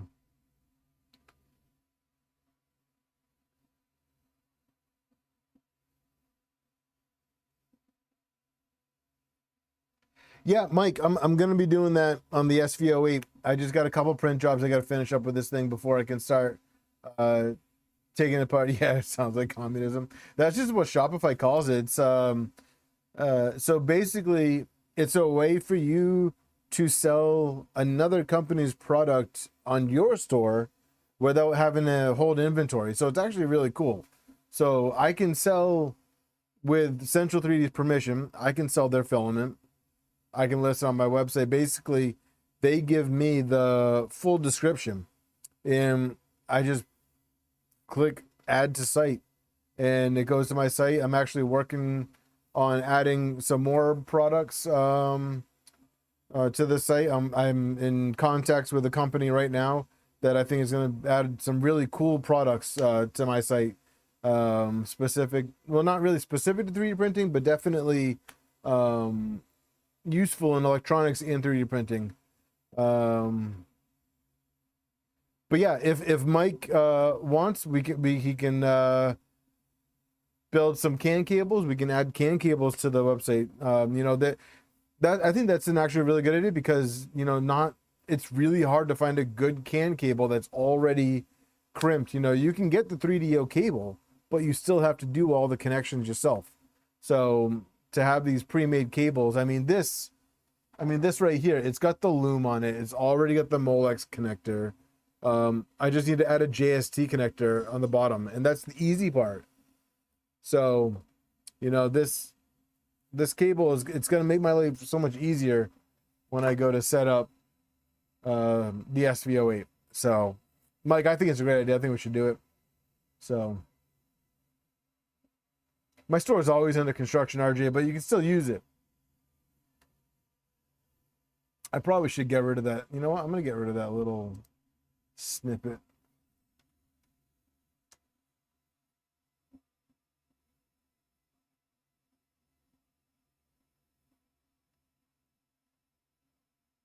I'm going to get rid of that line.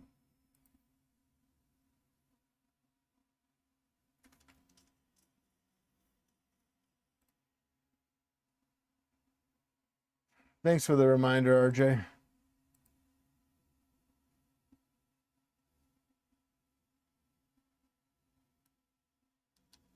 Yeah, no, I'm not complaining about it not having the JST at all. I mean, at least that way um I can get that tailored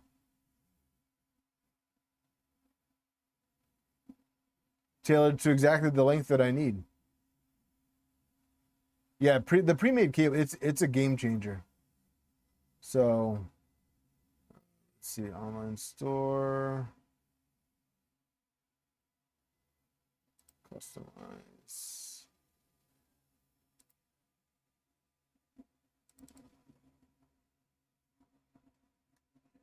RJ, what should I write what should I write instead of store is open for business while site is under construction?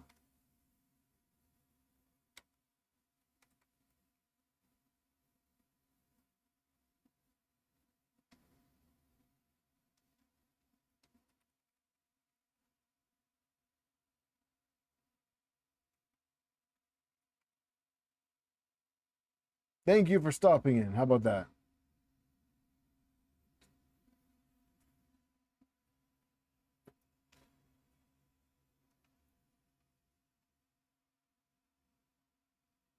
Have a good night, Mike. Link to my OnlyFeed page.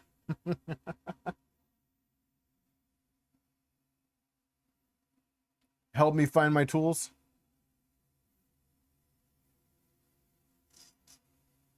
The store is open. The store is open. The store is up and running. You can order Ender 3 NG parts. If you need printed parts for the Mercury you're going to build, I can print those for you. We'll just do that for now.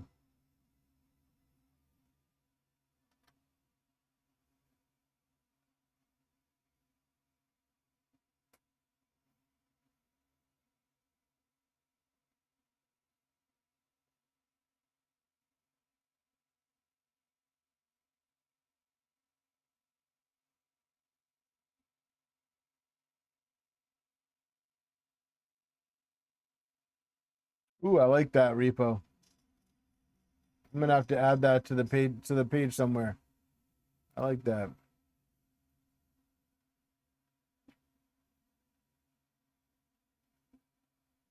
But yeah, before you guys call it a night, go ahead and order some filament from the site.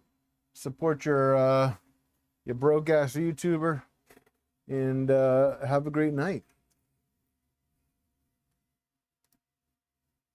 But I think a 3.5 hour just chill stream.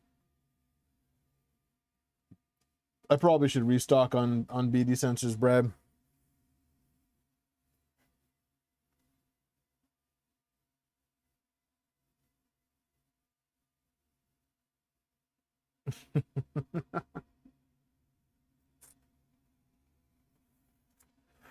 Oh, making me laugh. Subscribe to store. Oh, thank you.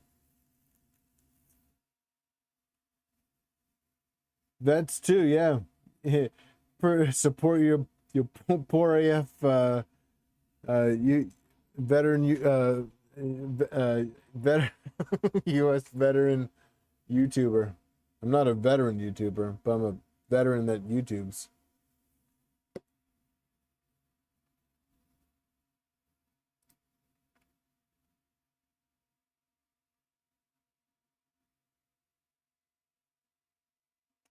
So RJ, I was actually thinking about that is and doing like a blog portion on the website that just will post the updates, the latest YouTube, and post my stream schedule. I was thinking about doing a separate section on there for that too. Actually, you know what? Later on this week, I'm gonna spend some time on the store and work on that. Go Army, that's right. Thanks, Cody. Yeah, Army veteran, all that fun stuff. But, but yeah, RJ, I appreciate the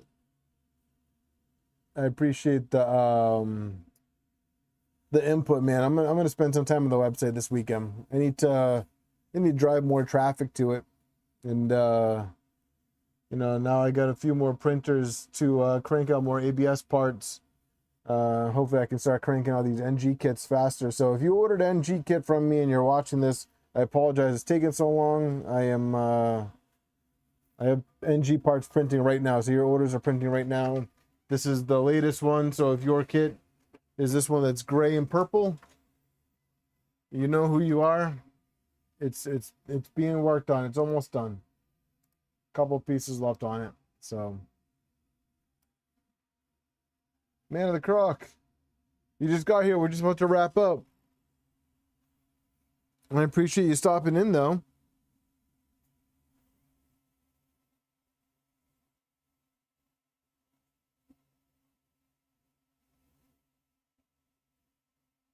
I'll try and get some good pictures for you, LTX. I'll try and get some good pictures of the 2.4 and the Trident, and then when the SVO8 panels come in, I'll get some good pictures. No smoke victory. So, man of the croc, so just a heads up, I'm not sure your location, but I usually start streaming at 7. I start streaming at 7 Eastern time, so 3.5 hours ago. So, also, I just dropped a video today for the cartographer install on the 2.4. So go ahead and check that out. Leave a comment on that. Let me know how that was like my first edited video in like a couple months now. I need a new job. But yeah, go check out the cartographer video. Let me know what you guys think about that. But I'm gonna head out. I'm gonna maybe watch a episode of The Walking Dead before I call it a night. Started watching that again. I'm in the last season. So maybe just some pictures of your build. Yeah, for sure. No, I definitely want to add a section, a social media section, to the website, for sure.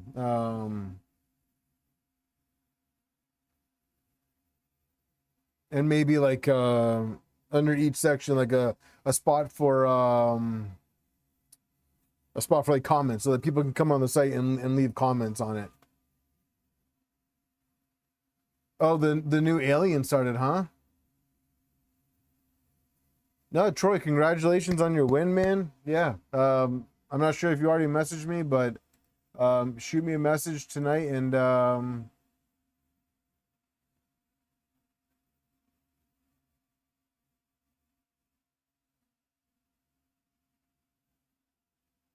shoot me a message, and I'll get you those codes tonight, Troy. I watched the 100 a couple of years ago. That's a good show. I remember really enjoying that show. I don't remember a lot of it, so I probably could go back and watch it again and enjoy it all over again.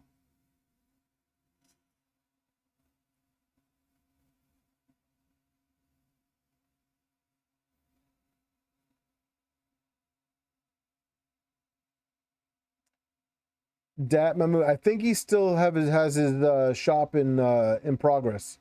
I think his store is still a work in progress.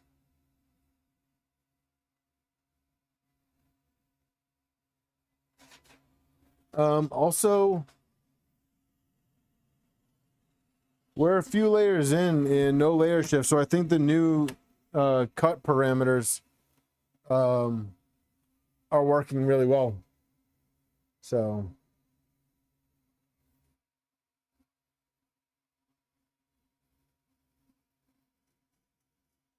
has anyone watched From? I've never heard of it. All right, I guess we're not shutting the stream down for right now. We're having TV talk right now. We're talking shows now, so we got another 5 minutes. So I'm watching Sneaky Pete with my wife right now, and I think we just watched either the season 2 or season 3 finale.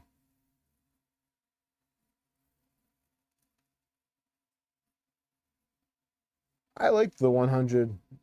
It got a little corny, I think, towards the end, but I think that's a typical CW show. The CW tends to get a little corny with their shows, but I think overall it was a good show.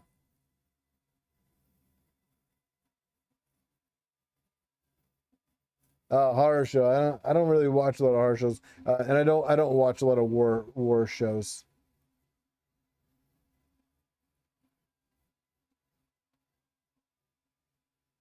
Oh, all the UFC fights have been on Paramount Plus, huh? That's pretty cool. That's way better than pay-per-view. I stopped watching UFC fights because they were so expensive. And if it wasn't expensive because of pay-per-view, it was expensive because I'd go to the bar and watch them and spend way too much money at a bar. But that was before I had kids. My wife and I would go. My wife and I would go to this one bar down the street from where we lived. This is way back when I lived in Washington, when I was stationed at Fort Lewis. We would go to this one bar and we would watch all the fights. 7-year deal. That's a long time.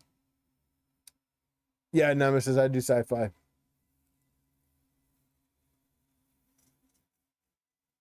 My dad was big into Stargate.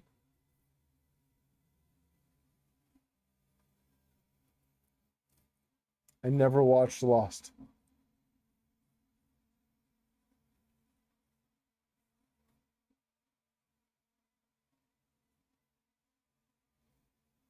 Yeah, RJ, it's been a while for me too. Let's see, probably like 10 years.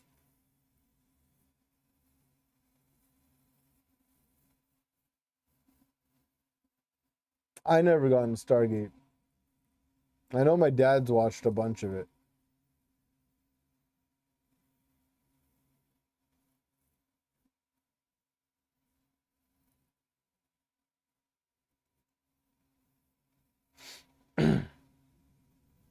Was it? I never watched Lost.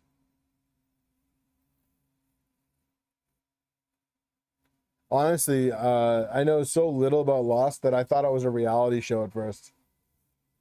So I thought it was I thought it was a reality show. Yeah, yeah. No, I get, you know, RJ, that's right. I gotta wrap it up. 3.5 hours. That's good for tonight. But no, I appreciate you guys very much. Thank you for the gifted subs, you guys. Thank you for hanging out. Thank you for chatting. So you guys have a great night, and hopefully next week we'll be on to the next build. So yeah, take it easy, guys.